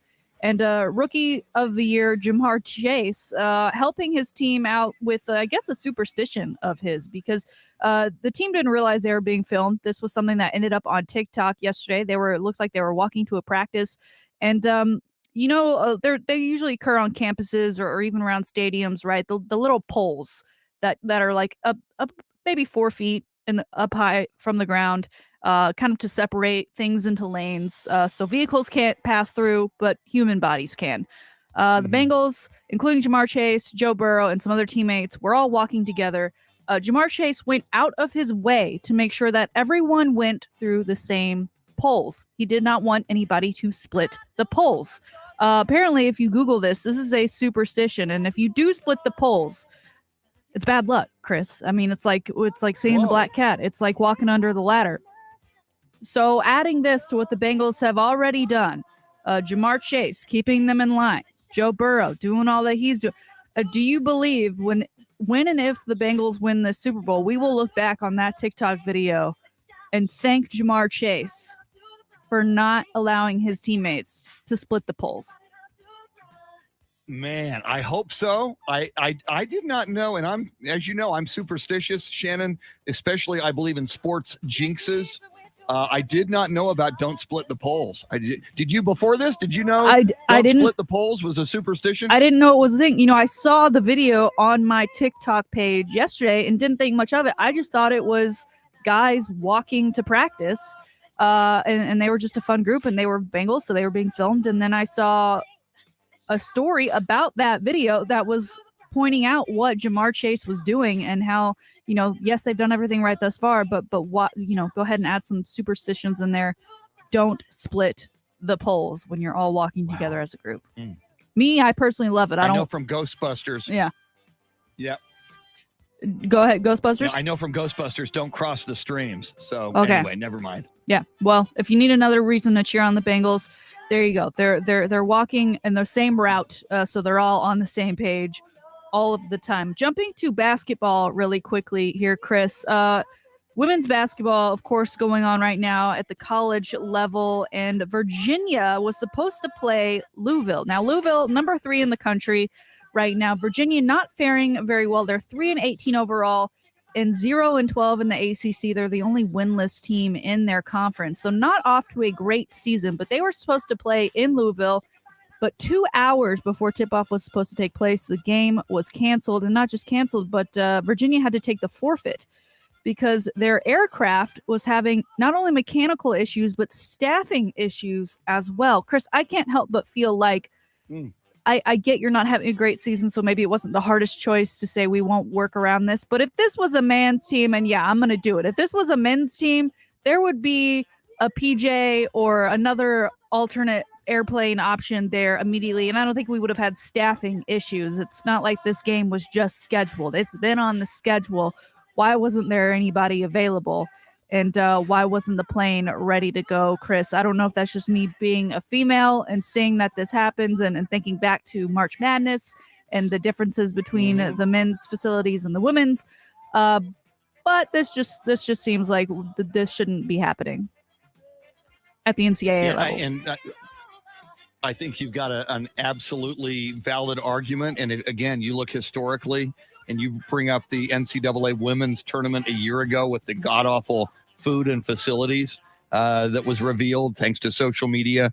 Yeah, you've got one job, whether you're the airplane people or whether you're the administrative people getting the team from place to place. Your job is to make it happen. Now, I know there's staffing issues across multiple disciplines and jobs these days, but yeah, that sounds a little bit suspicious. Yeah, and I feel bad for those ladies on that Virginia team, because in the back of your mind, you might be thinking, man, they just didn't want to do it because we're not very good this year, and they didn't believe that we even stood a chance against number 3 Louisville. So why even bother taking the trip? All right, finally today, Chris, as we prepare for the Super Bowl, it is in Los Angeles, and we know Super Bowls are planned out years in advance, right? You have to make the bid to host. It's a huge influx of money. Rich people are the ones that end up getting themselves to the Super Bowl, and then they spend more money within the city, whether it's gambling, whether it's restaurants, whether it's activities, whether it's hotels, whether all of it.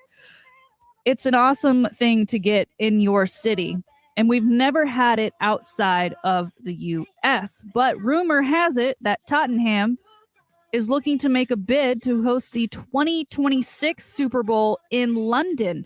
Now, obviously, the NFL announced this week that there will be a game played in Mexico this next season. There's going to be 4 years of games in Germany. We've had games in London before. They've always had great turnouts. And although a lot of people are like, well, wait a minute, fans of the teams won't be able to go. Well, usually, like we said, it's rich people that go to the Super Bowl, right? So they could probably afford the ticket across the pond. The other thing you may have to deal with is scheduling, right? The game may have to take place really late over in London just so it could air at the typical 5:30 p.m. Central slot time in America, or America would have to deal with maybe an earlier Super Bowl. There's a lot of obviously other ends that would need to be picked up on, right? The travel teams would probably have to get there earlier. So would you make maybe the Super Bowl, even later than what it has been compared to when it's championship week to Super Bowl week? I kind of like the idea just for the difference and for the NFL wanting to expand globally, right? Put it on a more global stage and put it in a country that's never gotten to experience the Super Bowl before. But also, as an American, Team USA, I'm kind of like, no, that's mine. You can't have that. Your thoughts, Chris, with Tottenham considering a bid for the 2026 Super Bowl? You bring up some great reasons to maybe consider it. But yeah, my first knee-jerk response was nationalistic. This is America. But we do that in America. You can't have it. I'm with you on that one. It's just weird the Super Bowl is so quintessentially American, and granted, Super Bowls are extremely expensive anyway. But again, like this year, we've talked about Cincinnati fans, getting a chance to go to the Super Bowl, and maybe if you have saved up some money, you can go across country to LA. To then add, you'd have to go across the Atlantic. I mean, what if the Cowboys go to that Super Bowl, and you and I want to go to that? It's like it's tougher to go to London than it is to go to New Orleans or Miami or LA. So. My first reaction is no, but I could probably also be talked into it just from the spectacle standpoint of making it international and therefore making it even a bigger global deal. All right, my final question about this, this year's Super Bowl performance has a lot of California icons performing at halftime, and typically, there has been some UK artists, I believe, that have performed in the Super Bowl at one point. But if you do put it over there, I feel like there's such an abundance of great musicians that come from the UK, old and new. Who would be your ideal performer or performers? Would you like to see some sort of Beatles hologram going on? Do you think they just bring an American over? I mean, the Super Bowl performance is always a hot topic of conversation. And I think it'd certainly blow up if it was over there. I do think if it is there, it's a great idea. You got to go old Brit. So I think you should probably go old and new, and obviously, Great Britain. You got to think Beatles. I would want Paul and Ringo there, maybe with John's kids, Julian Lennon and Sean Ono Lennon, and maybe Danny Harrison, the son of George. But yeah, then then maybe the Rolling Stones, maybe the Who. But yeah, also young British acts would be brilliant as well. Some of the old school and then some of the new. Have them all do a big like this one with so many different artists. That would be a cool. Now you may be talking me into it, Shannon. Moving that Super Bowl to London. That would be the one Super Bowl where Chris was like, "No, this is a concert with some games as the preview and the post." There it is. Today's Salty Shakedown, and just a reminder that would be the 2026 Super Bowl should Tottenham get the bid. Yeah, put it on your calendars. It's just 4 years from now. You start saving up now. You can maybe afford to get there to that Super Bowl. Spectacular Super Bowl Salty Shakedown, as always. Very special there with the Super Bowl theme. By the way, Jason Paniagua, got to give him a producer credit on this show. I did sports birthdays. How in God's name did I miss that today is the birthday of Captain Late, James Silas, an original San Antonio Spur. We've had him on the show. He's a great guest. He's a great personality. Number 13 for the Spurs back in the day. James Silas is 73 years old, born in Tallulah, Louisiana on this day, 73 years ago. Went to Stephen F. Austin in Nacogdoches. James Silas, a great Spur back in and that was in the 70s, Shannon. One of the things James Silas was known for, he would wear puka shells. He had a puka shells necklace. So, of course, in high school, because James Silas had a puka shell necklace, I had to have a puka shell necklace. I don't know that I'd, bust it out these days, but maybe I would in honor of James Silas. Maybe every February 11th from now on, I'll get a puka shell necklace. I'm sure those looked great with the short shorts. Short shorts, and then back, we had like leisure suits. I do distinctly remember in the 70s showing up somewhere in a leisure suit with a big, wide, god-awful collar and the puka shells. And I had a lot of hair back in the day. I had like more hair than Aaron Rodgers. So I was a long-haired hippie with puka shells back in the 70s. Disco dancing. Yeah, you didn't, for those of you who didn't come from the 70s, you didn't miss that much. All right. Coming up, Shannon, you know what's coming real soon. We're going to make our Super Bowl picks. I think I'm ready. I think I'm ready. I have mine written down, right. So yes. I'm not even there for that. Yeah, I'm still not sure. But it's coming. And with some of that music coming up, Shannon and I and Jeremy KOLOK will make Super Bowl picks. We'll even dive into some prop bets and more. We'll react to what happened in the NBA yesterday. James Harden traded and then dissed on a national TV. Of course, the Spurs made big moves as well. We'll dive back into those as well. Jeremy KOLOK is your Soundscape stylist. She is Shannon Salty Sweeney. You can call your shot on the Super Bowl, on the phone lines, or on the live video feed. With you till 9 on the Chris Duel Show.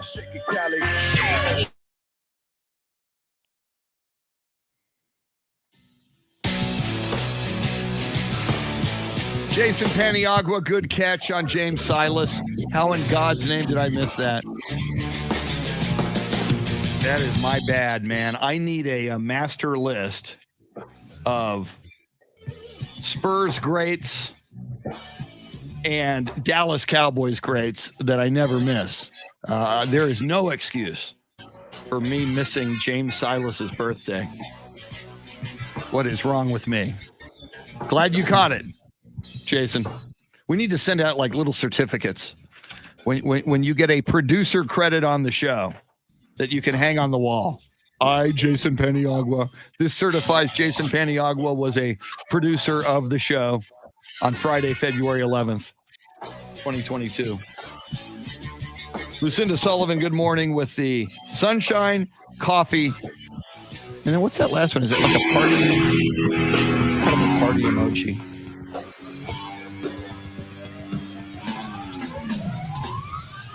You need to stand up and stretch a little bit. A lot of sitting on this job, unless you just, I used to just stand up during the whole show. And part of that came from, I used to do stand-up comedy. So whenever I was talking, I would stand. And so when I transitioned from stand-up comedy to radio, whenever I was in front of a microphone, it just made more sense to stand up. Later, I learned doing a 3-hour show, standing up. All right, I think I'll sit down. Mark the video, Jason. Absolutely, sir.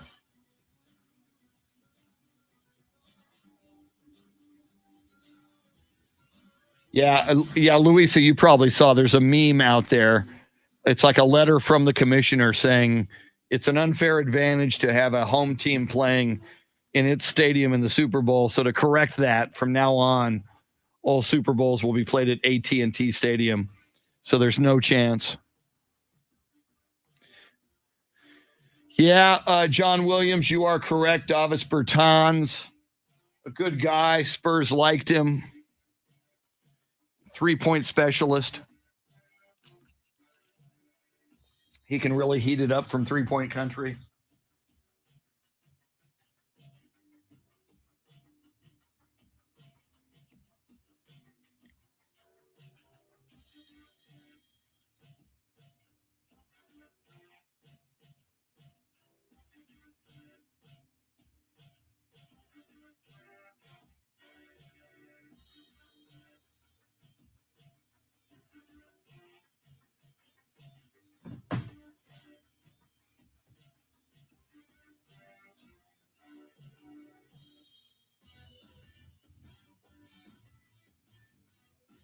Pablo Perez, both Brooklyn and Philly making huge gambles. Yeah, but you know, Pablo, I just think Philly was so over Ben Simmons. And it almost reminds me of Deshaun Watson with the Houston Texans.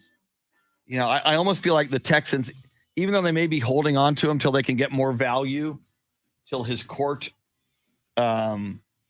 issues get clarified, I almost feel that franchise would be better off just getting rid of Deshaun Watson and just not having that toxicity in their franchise. And maybe Philly felt the same thing with Ben Simmons. And apparently, you know, Brooklyn was just done with James Harden. So, you know, they were seemingly happy to move on from him. So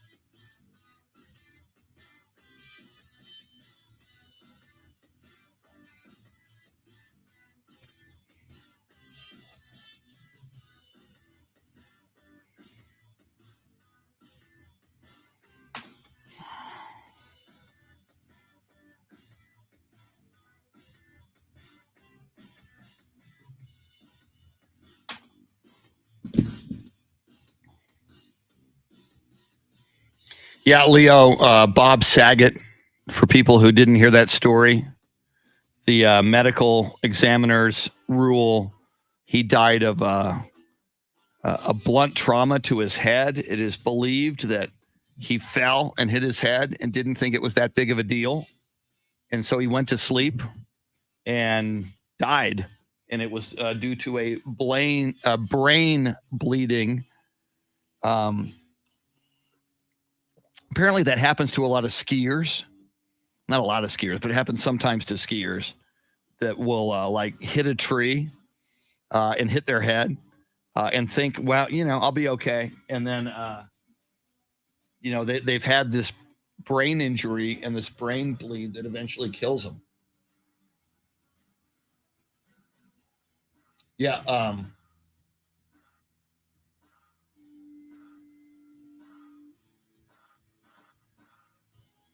Yeah, Marcus Valdespino says that happens a lot. Anthony Green, my thoughts on getting rid of Derek White. I defer to, I showed this earlier. Let me see if I have time to show it.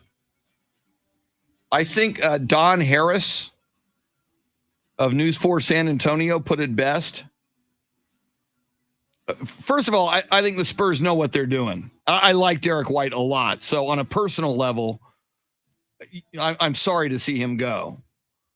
And I said earlier, it reminds me a little bit of when George Hill left. The Spurs loved George Hill. Tim Duncan loved George Hill. Spurs fans loved George Hill. But I'm going to show you the Don Harris tweet from yesterday. Derek White was owed $70 million over the next 4 years, including this one. He didn't live up to that kind of cash. Josh Richardson comes off the books after next year. The Spurs add another first rounder next year, cap space galore, and a pick swap in 2028. Josh Primo and Trey Jones, their potential made this easy. So I just sense, I think you look at the George Hill trade, and they got Kawhi Leonard. I think the Spurs, R.C. Buford, Greg Popovich, Brian Wright, the general manager, I think they see something special in this draft, and they're going to go get it. And so they've got 3 picks now in the first round. So they can either get 3 really good first-round players, or they could even package 2 or 3 of those picks and move up if the guy they really want is at 1, 2, 3, or 4. So, we're seeing a couple of names who died that way. Natasha Richardson, Jason says, died that way. Sonny Bono died that way while skiing. Yeah. It's scary, man. And again, you can do it just by falling. I at the Super Bowl when it was in Dallas with the ice storms, I was walking out of a place and I slipped on the ice and fell back and I hit my head on the ice. I mean, I could hear something crack in the back of my head. Something went crack, and I just thought, "Oh my God, I hope this doesn't kill me. And I should have gone to a hospital. I didn't, because I didn't think it was that bad. And that's how people die. They think, I'm all right. I'll be okay. And you might not.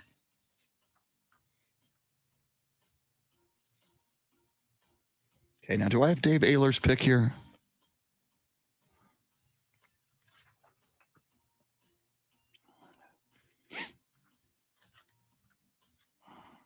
I do have Dave Ayler's pick written in my official book.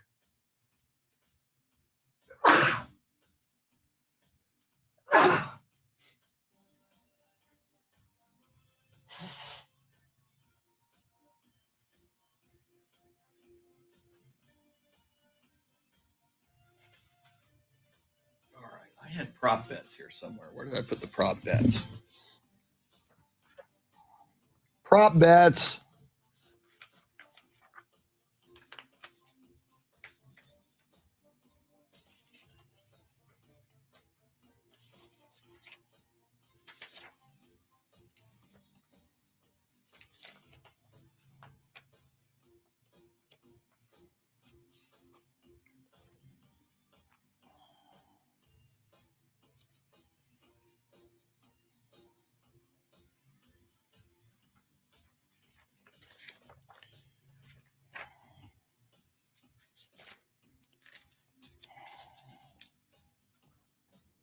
Here we come. I got to mute.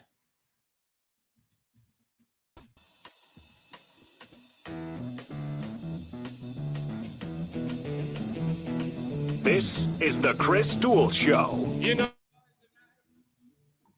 All right. 8 o'clock hour.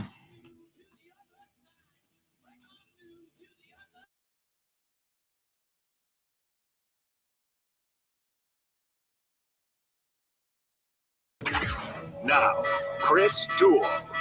Super Bowl weekend is here.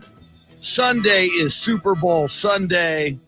That's got to make today Super Bowl Friday. It's always a football Friday on this show on Fridays. Till next Friday. Don't know what we're going to do after football season other than USFL football. But first things first, the Super Bowl, Super Bowl 56 coming up on Sunday, 5:30-ish. Official start time 5:30, as you know. By the time national anthem and all the festivities happen, coin toss, probably like 5:40, 5:42, 5:43. Chris Duel show with Shannon, Salty, Sweeney. Shannon, we're getting closer and closer to that moment where you and I have to go on the record, have to look into the future, look into the crystal ball, stand up for believe in our convictions about this game, and pick not only the winner, but the final score. Are you ready for this? I think so. I'm not going to say I'm confident. I'm almost a little ashamed because I'm just trying to be different here with my pick. Well, and just before we make the picks, and we'll get to Jeremy KOLOK's pick as well, it's kind of becoming lopsided. Our first pick among our cast of characters was Bill Schoening. Yes. He picked Cincinnati Bengals to win 31-24. And then everybody else we asked among our guests to go on the record, James Allen picked the Rams. Dave Ayler picked the Rams. Andy Everett picked the Rams. And just about an hour ago, Paul Alexander picked the Rams. I mean, we've got all their scores down, but not. I was kind of thinking more of a split here among us. And so far it's 4 to 1. 80% of our regular suspects thus far have picked the Rams. So I'm seeing a trend here. Yeah. And also everyone taking the over, except for I did add Madden to our little graphic here that I'm making with all of our picks because as we recall, the Madden 22 had the Bengals winning 24-21. That's the only underscore at the moment. And there was Madden, and there was another meme going around, and I found out today that it was fraudulent. I mentioned the Simpsons picked the Cincinnati Bengals. Mm-hmm. Apparently, there's in 1992, there was a Simpson episode where Lisa Simpson picks the Super Bowl, and apparently what's going around is a graphic that was photoshopped that picks the Bengals, and there is a final score, and I have it here somewhere. But apparently that's not real. I mean, again, it might turn out to be real by whoever created the Simpsons Photoshop. Yeah. But the fraudulent Simpsons Photoshop did pick the Bengals as well to beat the LA Rams. I mean, I know there's been some things in Simpsons episodes that have come true, whether they were meant to or not. So I guess whoever saw that thought they could pull one over on people, and I guess they did there for a little bit. They did. They had me for a while. Before we play the very, very exciting NFL films picking music, Jeremy KOLOK, we will ask you as well to make your pick.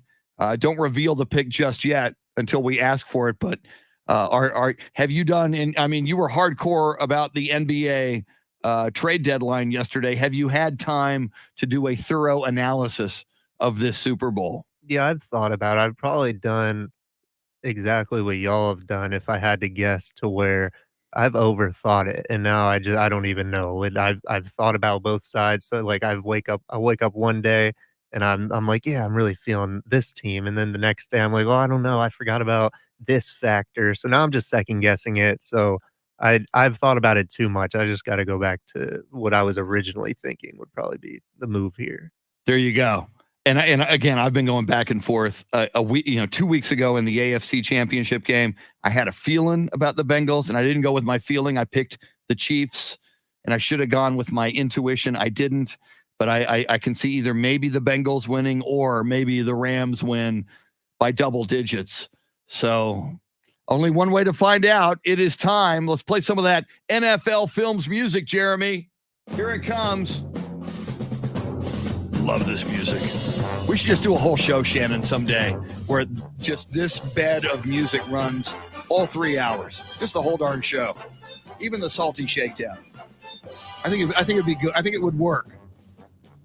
I'll bring my trombone and I getting a can yes from you on that. play along with the music in the background. Ooh, that's right.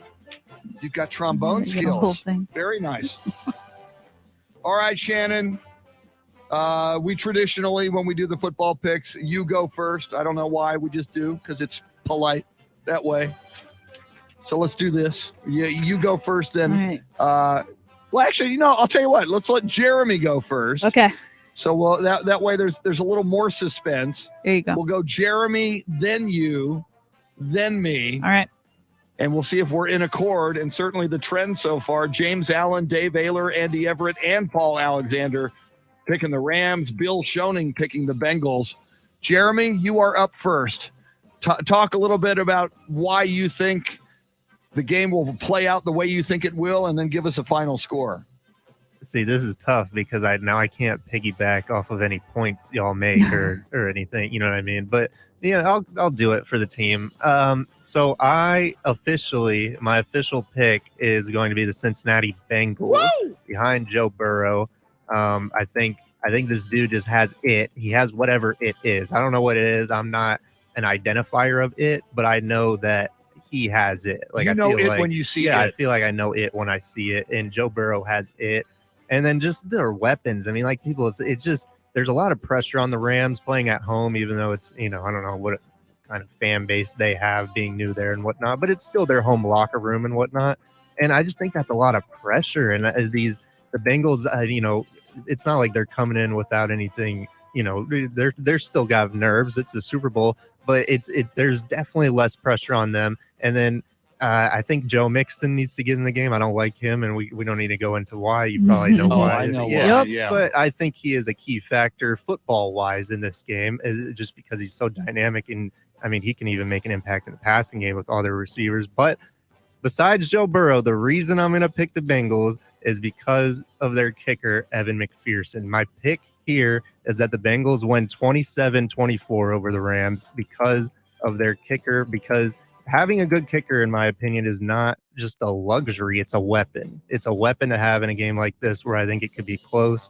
And I'm picking the Bengals with not only Joe Burrow, but also Evan McPherson. Evan McPherson with the winning kick, 27-24. He has yet to miss a field goal in the postseason. Jeremy KOLOK, and just out of curiosity, all right, it happens. Bengals win, as you prophesized, 27-24. Who is your most valuable player in that game? Oh, definitely Joe Burrow. Joe Burrow. Definitely Joe Burrow. Can you imagine if that dude wins the Super Bowl and wins most valuable player and has won the national championship and has won the Heisman Trophy? Just retire My at that God. point. You've peaked. Yeah. Will Joe It's Burrow over. be on cloud 9 Sunday night if that happens? All right, Jeremy, we have got you down. Bengals 27, Rams 24. Only our second Bengals pick after Bill Schoening's 31-24 Bengals victory. All right, I'm Shannon. trying to be on Bill's side. Yeah, you and personally. Bill. That's pretty. That's good company. Shannon Salty Sweeney, your final football pick of the season. All right. So the analytical side of me wants to take the Rams because that's just how the numbers are going right now. But because it's the Super Bowl, because I want to be as invested as possible, and because my heart is with the Bengals, I don't want to sit there and have a complex on Sunday while I'm watching, hoping one team wins for one reason and another for another reason. So I'm going to go ahead and pick the Bengals. I think that, you want to peak at the right time, and they've certainly been peaking. I think they've taken a better approach to the Super Bowl, not just because they're splitting the polls and making sure all superstitions are accounted for, but we heard, the Rams and Sean McVay prior to their last Super Bowl, they was very rigid. They were keeping things the way that they did throughout the season, and extra preparations, and that this time they're being a little more loose with it. And I just don't know that kind of doing the opposite to see if you get the opposite result is necessarily going to work out for them. Just like Jeremy, I do believe that kicker Evan McPherson will once again be the hero, but that Joe Burrow will be the ultimate star of the show. Unlike Jeremy, I'm not taking the over. Everyone who's picked thus far, the over-under line is 48.5 for this one. And with all of the interceptions that Mr. Stafford has been known to throw at times, and for all the sacks that Joe Burrow has been known to take, I'm just not thinking that many points are going to be scored. So I'm going to take the under, with the Bengals winning 20-17. 20-17. Bengals win. Evan McPherson with another game winner. And Shannon, you said the star of the game will be Joe Burrow. Does he take the MVP award? If the Bengals win, I don't see how you don't give it to him. Yeah.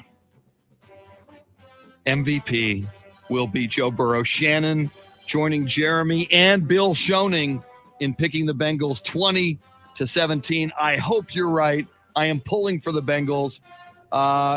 It's interesting. The two of you just made the picks that you made, because I did write this down during the break at the top of the 8 o'clock hour. I was either going to just go for the Rams winning big at something like 37-13, because their pass rush just would annihilate the offensive line of the Bengals, and just make it impossible for Joe Burrow to do his magic. Or I was going to go with the Bengals in a close one, and the magic continuing for Joe Burrow, Evan McPherson, and the Cincinnati Bengals. And Shannon, because I did not believe in my instinct and my hunch and my intuition 2 weeks ago in the AFC Championship game, I had a feeling the Bengals were going to win it, but I thought, no, they can't win at Arrowhead against Mahomes. They can't. No, it's impossible. I've been given just one more week of seeing what the Bengals can do, seeing what Joe Burrow can do. And like you, Shannon, I don't want to be conflicted watching the Super Bowl. I want to make the pick. I want to make it for the Bengals. So I wrote this down at the top of the hour, and it's very consistent with what you and Jeremy just said. Score is different, but very, very similar in outcome. I've got the Cincinnati Bengals beating the Los Angeles Rams 31-29 on, here we go again, for the third time, on Evan McPherson, Money McPherson, Scooter McPherson, last-second field goal. So it will be 29-28 as the Bengals are driving late in the game, setting up the McPherson field goal. He kicks it. Bengals win 31-29. And again, like the two of you, MVP is Joe Burrow. He will be the king of the world on Sunday night if the three of us are correct. And wow, so now we join Bill Schoening. So now it is 4-4 in our. It was 4-1 for the LA Rams before we made our three picks. I had no idea all three of us would make a similar pick, and all three of us would choose the Cincinnati Bengals. But we have. And Shannon, I hope we're right. I hope the three of us are prophets on Sunday night. I hope so too. I hope that we come in here on Monday morning and we all get to brag about each other. And then for every guest we have next week, when they get on the line with us, since they all picked the Rams, we can throw that in their face. Because we're good people. Mock them. We will ridicule and humiliate them. Exactly. Tell you what we'll do right now, though. It's 8:20. So you know what that means. We just made Super Bowl picks. Now you could win $1,000. Then you can just put that $1,000 on the Super Bowl. Wouldn't that be nice? You'd be playing with house money. Here it comes. The keyword, the grand in your hand. Grand in your hand. Now, grand in your can, that would be a little odd. Grand in your hand cash contest. Here it is.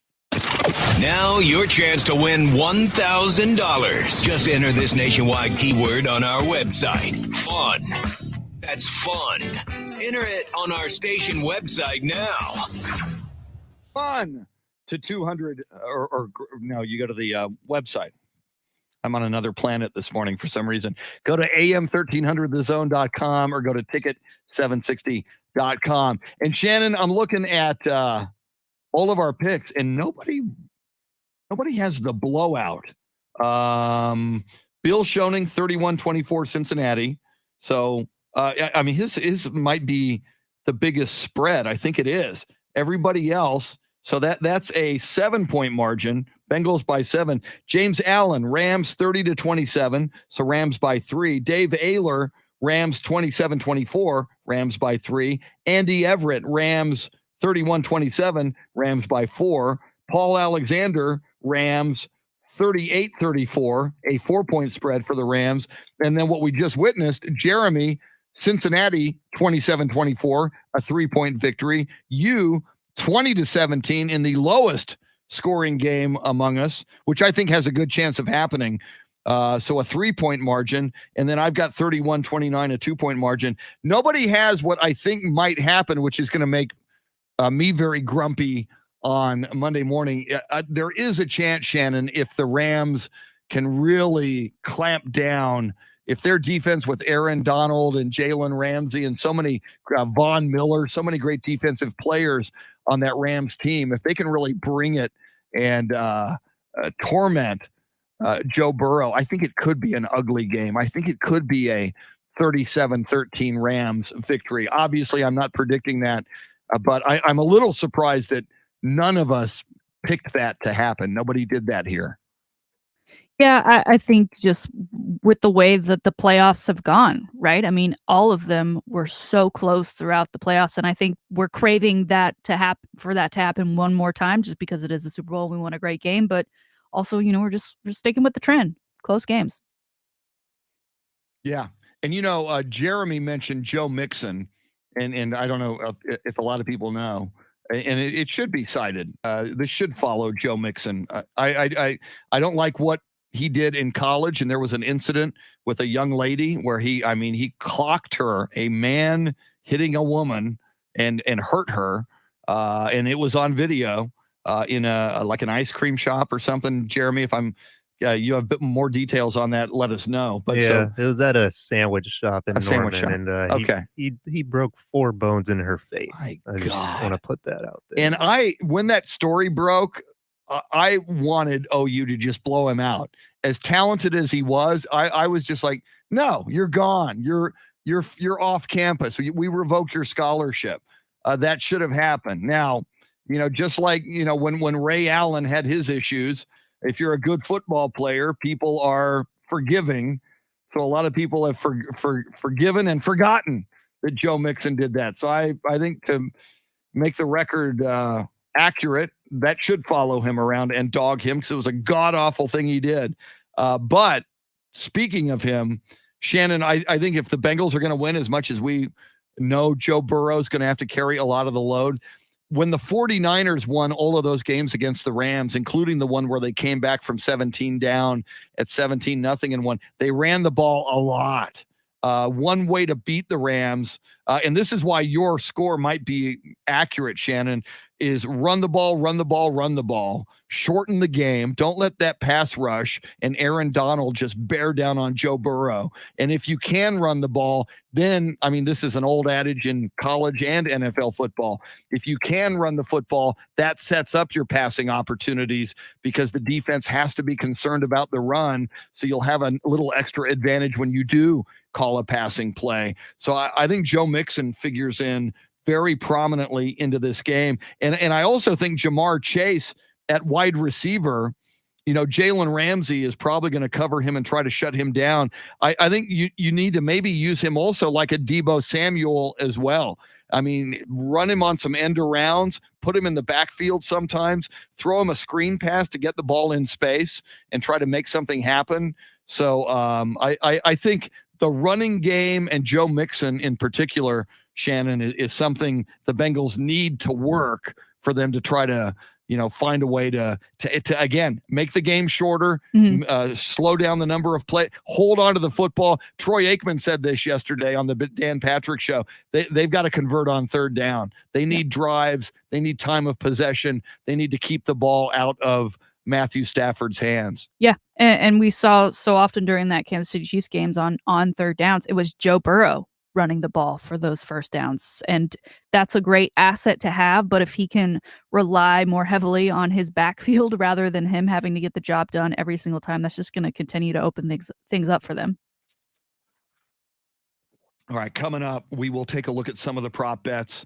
We'll get Shannon's thoughts, Jeremy's thoughts, your thoughts on some of the prop bets. Some of them are fun and interesting. Some of them are just weird, but it's part of what we will pay attention to in the Super Bowl. And again, we'll get to some of the big headlines from the NBA yesterday. The James Harden move. Brooklyn Nets gave up on James Harden. And then James Harden, we haven't talked about this, kind of got mocked last night as Kevin Durant and LeBron James drafted their players for the NBA All-Star game. The panel, including Charles Barkley and LeBron James and Kevin Durant, pretty much mocked and dissed James Harden. Very, very interesting how that kind of came down. We'll get into that, what the Spurs did as well. She's Shannon Salty Sweeney. He is Jeremy KOLOK. You are listening to The Chris Duel Show. Now open your mind up and listen me.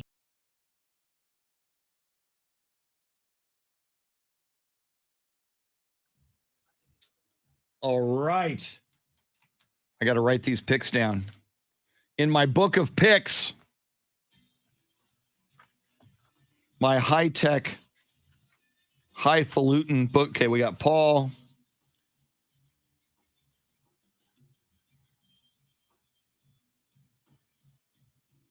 Jeremy has Cincinnati 27-24.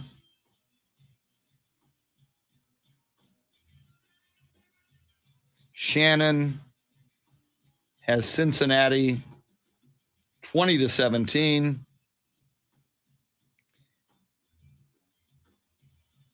And I've got Cincinnati 31-29. There they are. There are the picks. Bill Schoening with the first pick yesterday, or on Wednesday, 31-24. James Allen, 30-27. Dave Ayler, 27-24. Andy Everett, 31-27. Paul Alexander, 38-34 Rams. Jeremy, 27-24 Cincinnati. Shannon, 20-17 Cincinnati. And I've got 31-29. Jason Paniagua, producer of the show, picks the Rams at 23-10. And I think that can happen. Rams by double digits. I was torn, but I decided to go with the magic that I did not believe in 2 weeks ago in the AFC Championship game.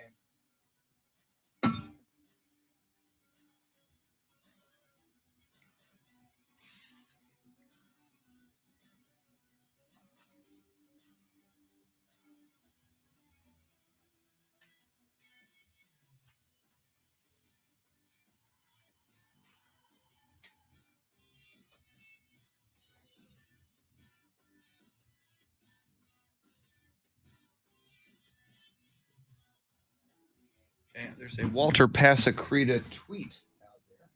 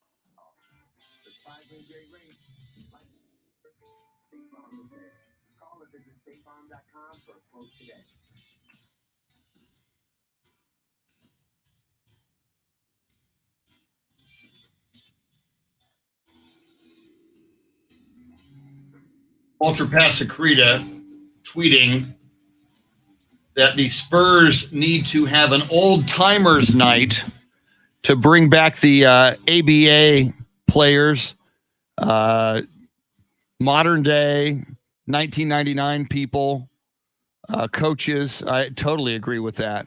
It would be brilliant.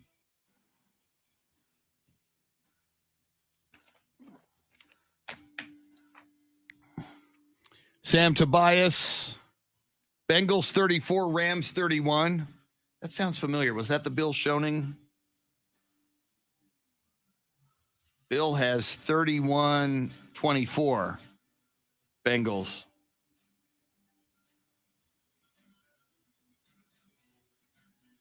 So remember, if you made the pick, you're locked in, and you can always come back to this video and screen shoot it and say, see, I nailed it.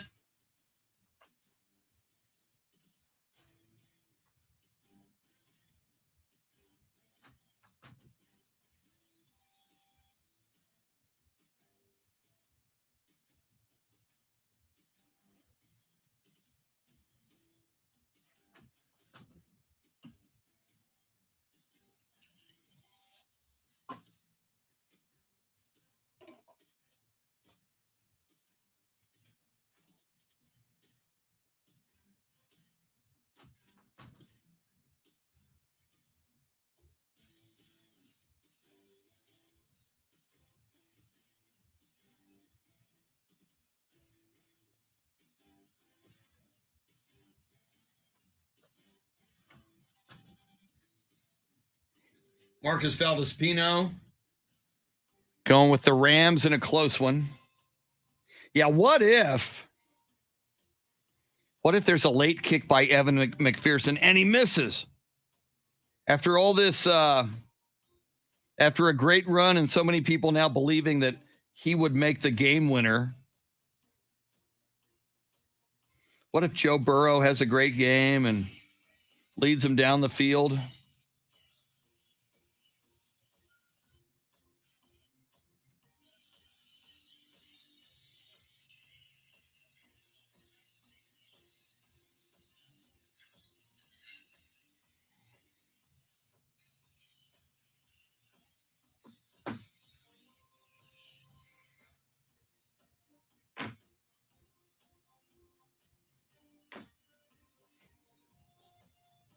Dean Stone as the Bengals. Dean, I hope you're right. Dean, I had 31-29. You and I are very close. Very, very close.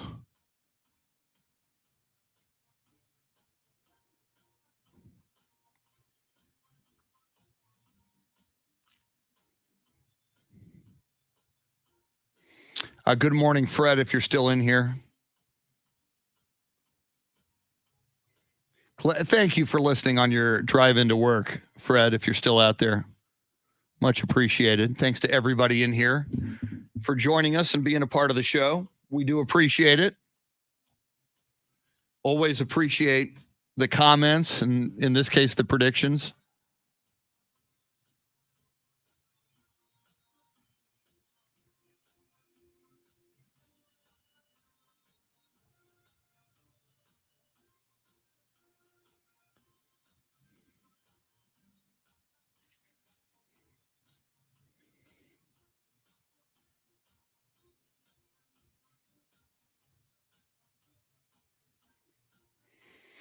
That would be cool. And you are right. Back in the day, Super Bowl 12, 27-10 Cowboys over the Denver Broncos. There were co-MVPs, Randy White and Harvey Martin. Fernando Solano, Rams big, 42-24. Fernando, I think that could happen. I'm pulling for the Bengals. I don't want it to happen, but I think it could happen. Anthony Del Toro, Bengals 21-16. Very close to Shannon, who has 20-17 Bengals.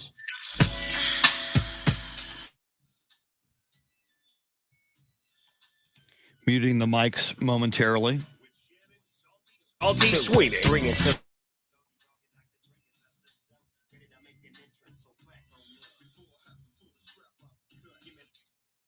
first so I can bust like Now we're talking. Give me a little Snoop Dogg. And he's the guy I'm looking forward to, Shannon, in that halftime show. A, I just like Snoop Dogg. B, a longtime USC Trojan fan on that sideline with Will Ferrell back in the Pete Carroll days. I am hoping Lincoln Riley gets Snoop Dogg back into the fold. See, Snoop Dogg had a son. For many years, Snoop Dogg was like hanging out at USC, wearing a USC jersey, going to games on the sideline. Then his son, I think was a defensive back, went to UCLA, which is like, that's being a Longhorn fan and your son goes to A&M or something. It's just wrong. I remember that because he had like a reality show or something when he was in because he went to that big high school in Las Vegas, I think, that just churns out recruits and what I think Bishop Gorman, I think, is the one there. Okay. And so he had like a reality show his senior year where he was like training and it showed like his high school, film and whatnot as he was choosing his, making his decision. And the whole show, you're just like, he's obviously going to choose USC. Obviously, it's Snoop Dogg's kid. Yeah. And then at the end, he chooses UCLA. And then I don't think he even played it down there because it went bad. Yeah. Yeah. He went another direction in his life. I think he tried to become a rapper, and that was years ago. So who knows what I hope he's doing well. Yeah. And I hope Snoop comes back into the fold. Come on, Lincoln Riley. Don't just recruit athletes, recruit some stars. We need some star power on that sideline. It was part of the Pete Carroll thing. All right, Shannon and Jeremy, prop bets. And any obviously the coin toss is a classic prop bet. Who scores first is a classic prop bet. Any prop bets that pique your interest at all? Game wise, I think earlier, we talked about how important the run game is going to be for the Bengals, and one of the prop bets is in fact for what will the first offensive play of the game be, and whether or not it'll be a run or pass. I'm not sure. I'm not sure how you feel about it, but I wouldn't be surprised if it is a run, just to kind of gauge the waters a little bit. Yeah. It's a way, especially, a young quarterback, although Joe Burrow, he's so poised, the traditional conventional wisdom goes out the window with him. But so usually with a young quarterback who might have some jitters on a big stage, you might run the ball, just get used to the game. And that's for the other, 10 players as well. But anything's possible with them. I have a couple of things here that just some trends. The coin toss. Over the past 5 years, tails has won 3 of the last 5 years at the coin toss at the Super Bowl. The team that wins the coin toss has not won the Super Bowl in the last 5 years. So if you win the toss, you usually defer 5 years in a row at the Super Bowl. Winner of the coin toss has lost the game. Wow. The team that scores first has won only 2 of the last 5 Super Bowls. That used to be a big deal. I remember years ago in the Super Bowl, it was like the team that scores first usually wins. Not only 40% in the last 5 Super Bowls on that one. I wonder, because one of the bets that people are saying is almost a sure thing is that who is whether or not the team that wins the toss will select to defer. But given what you just said, I wonder if they're like, no, you can have it. You can have it in the second half. We'll go ahead and take it. Just based on the last 5 years, if they were to win the toss. And 80% of the time in the Super Bowl, the first score is a field goal. I would have thought maybe 50%, 52%, 80% of the time it's been a Super Bowl. I thought one interesting prop bet was and I forget what the odds were on it, but it was pretty, you'd make some money on it if it happened. It was, will a kick hit the upright of a goalpost?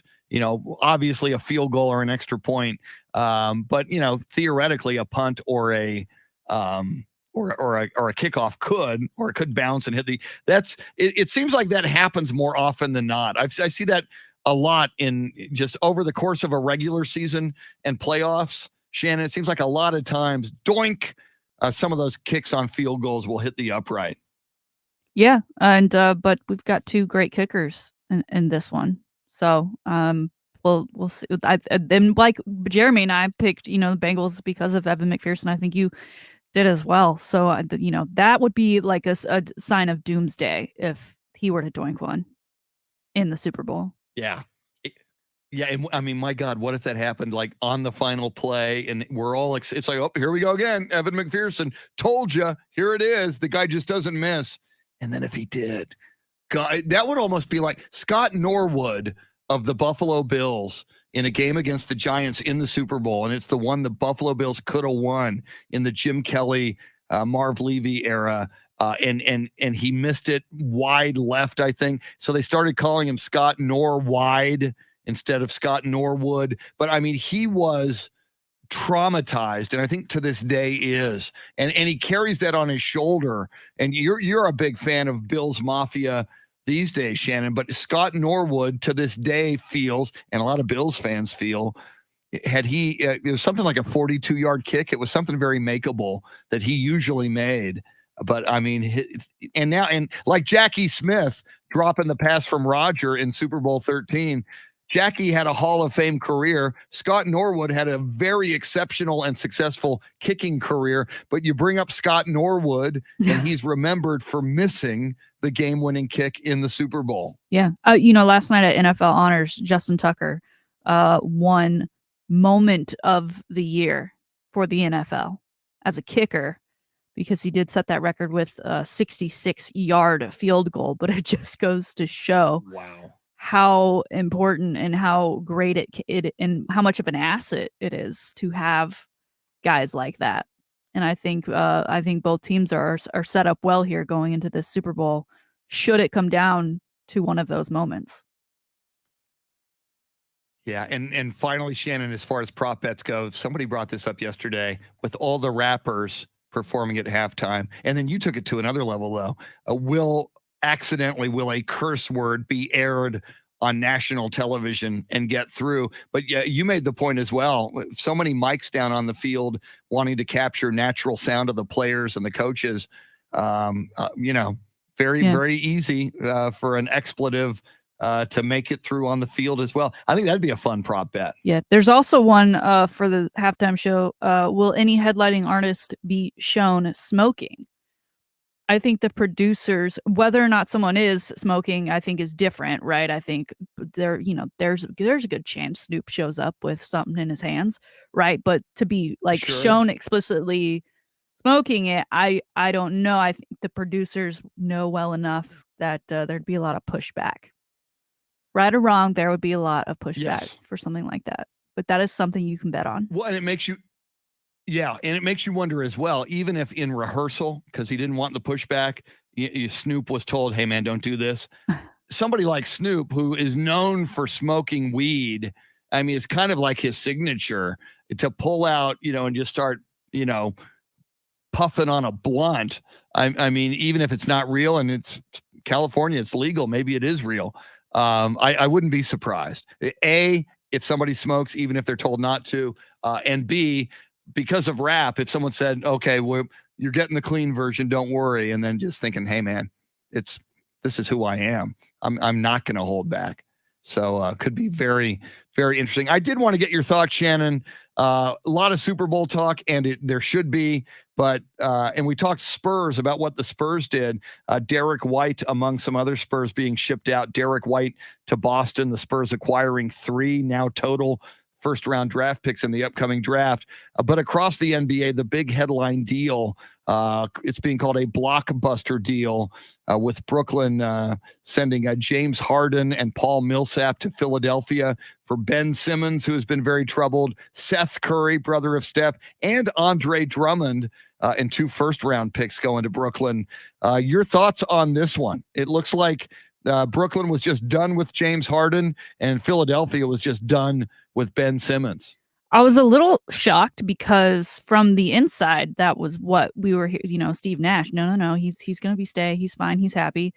What's scary to me about this trade is that I think both teams are now better off. So often we talk about the winners and losers of a trade. I think Ben Simmons being added to that roster where I think he's going to willingly play under a Kevin Durant, under a Kyrie Irving, and learn from them and continue to grow his game and, work on his shot with, I don't know, like one of the best shooters to ever play in the NBA and Kevin Durant. And I think those pieces, I loved having Seth Curry as a part of the Mavericks organization. And I think he's a great asset for that team as well. And then Harden, I guess he was unhappy enough or not, I guess he didn't get what he went to Brooklyn for, right? Which was to play with KD and Kyrie all at the same time. I think in his tenure there was a total of 16 games they all played together. That's not what he signed up for, so he's gone somewhere else. Him and Joel Embiid, I think that might finally be the pair that makes it work, right? So many other attempts have been with other guards, and so him with a great big man like Joel Embiid, I think might actually work out for him.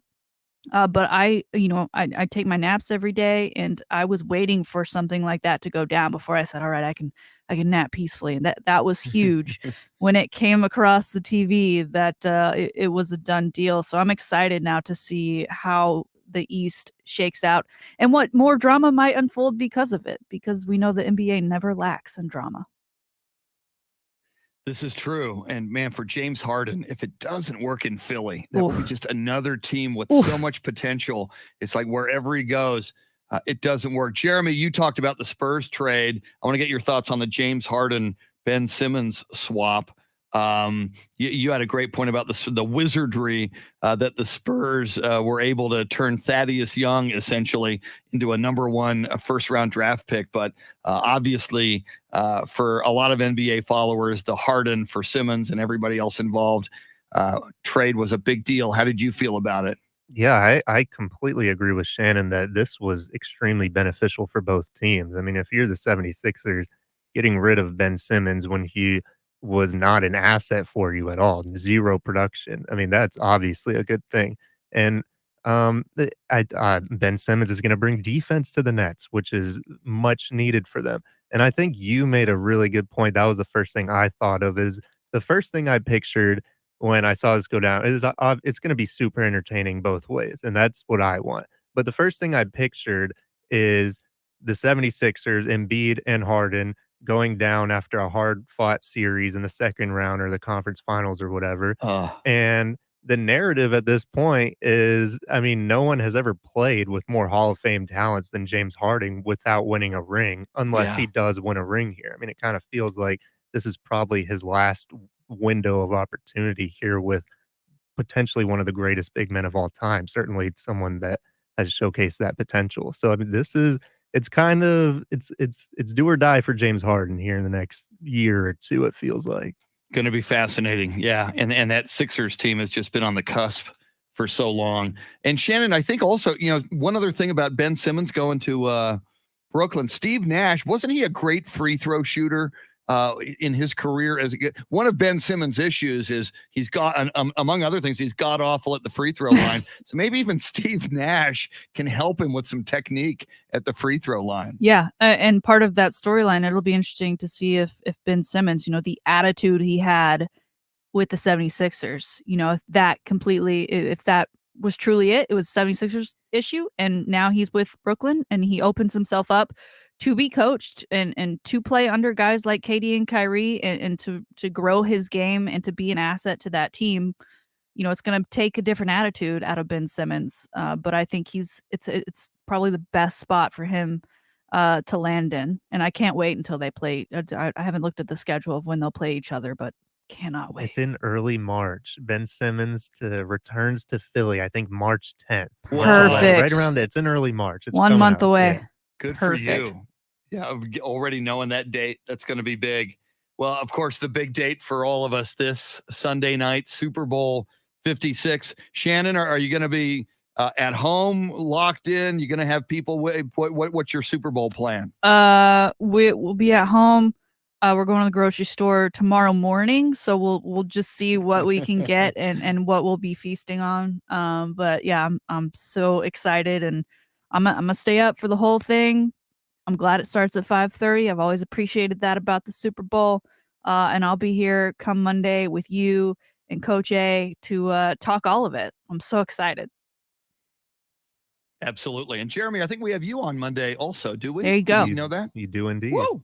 We'll get your thoughts. So, Jeremy, only a few seconds, but you're going to watch, you going to a Super Bowl party? Do you watch it solo? How do you watch the Super Bowl? I like watching it solo, but if I get invited to a party, we'll just see what happens, That's a good attitude. Jeremy has the Bengals winning 27-24. Shannon has the Bengals winning 20-17. Paul Alexander has the Rams 38-34. I've got Cincinnati 31-29. Shannon, have a blast. We'll dive into everything Super Bowl on Monday morning. Yes, sir. Enjoy the game. Enjoy the game, everybody. I hope it's a good one way or the other. Have yourself a fantastic Super Bowl weekend. You don't want to miss Monday's show. We will be all over the Super Bowl and hopefully in a good mood. Go Bengals. Go Joe Burrow. See you later.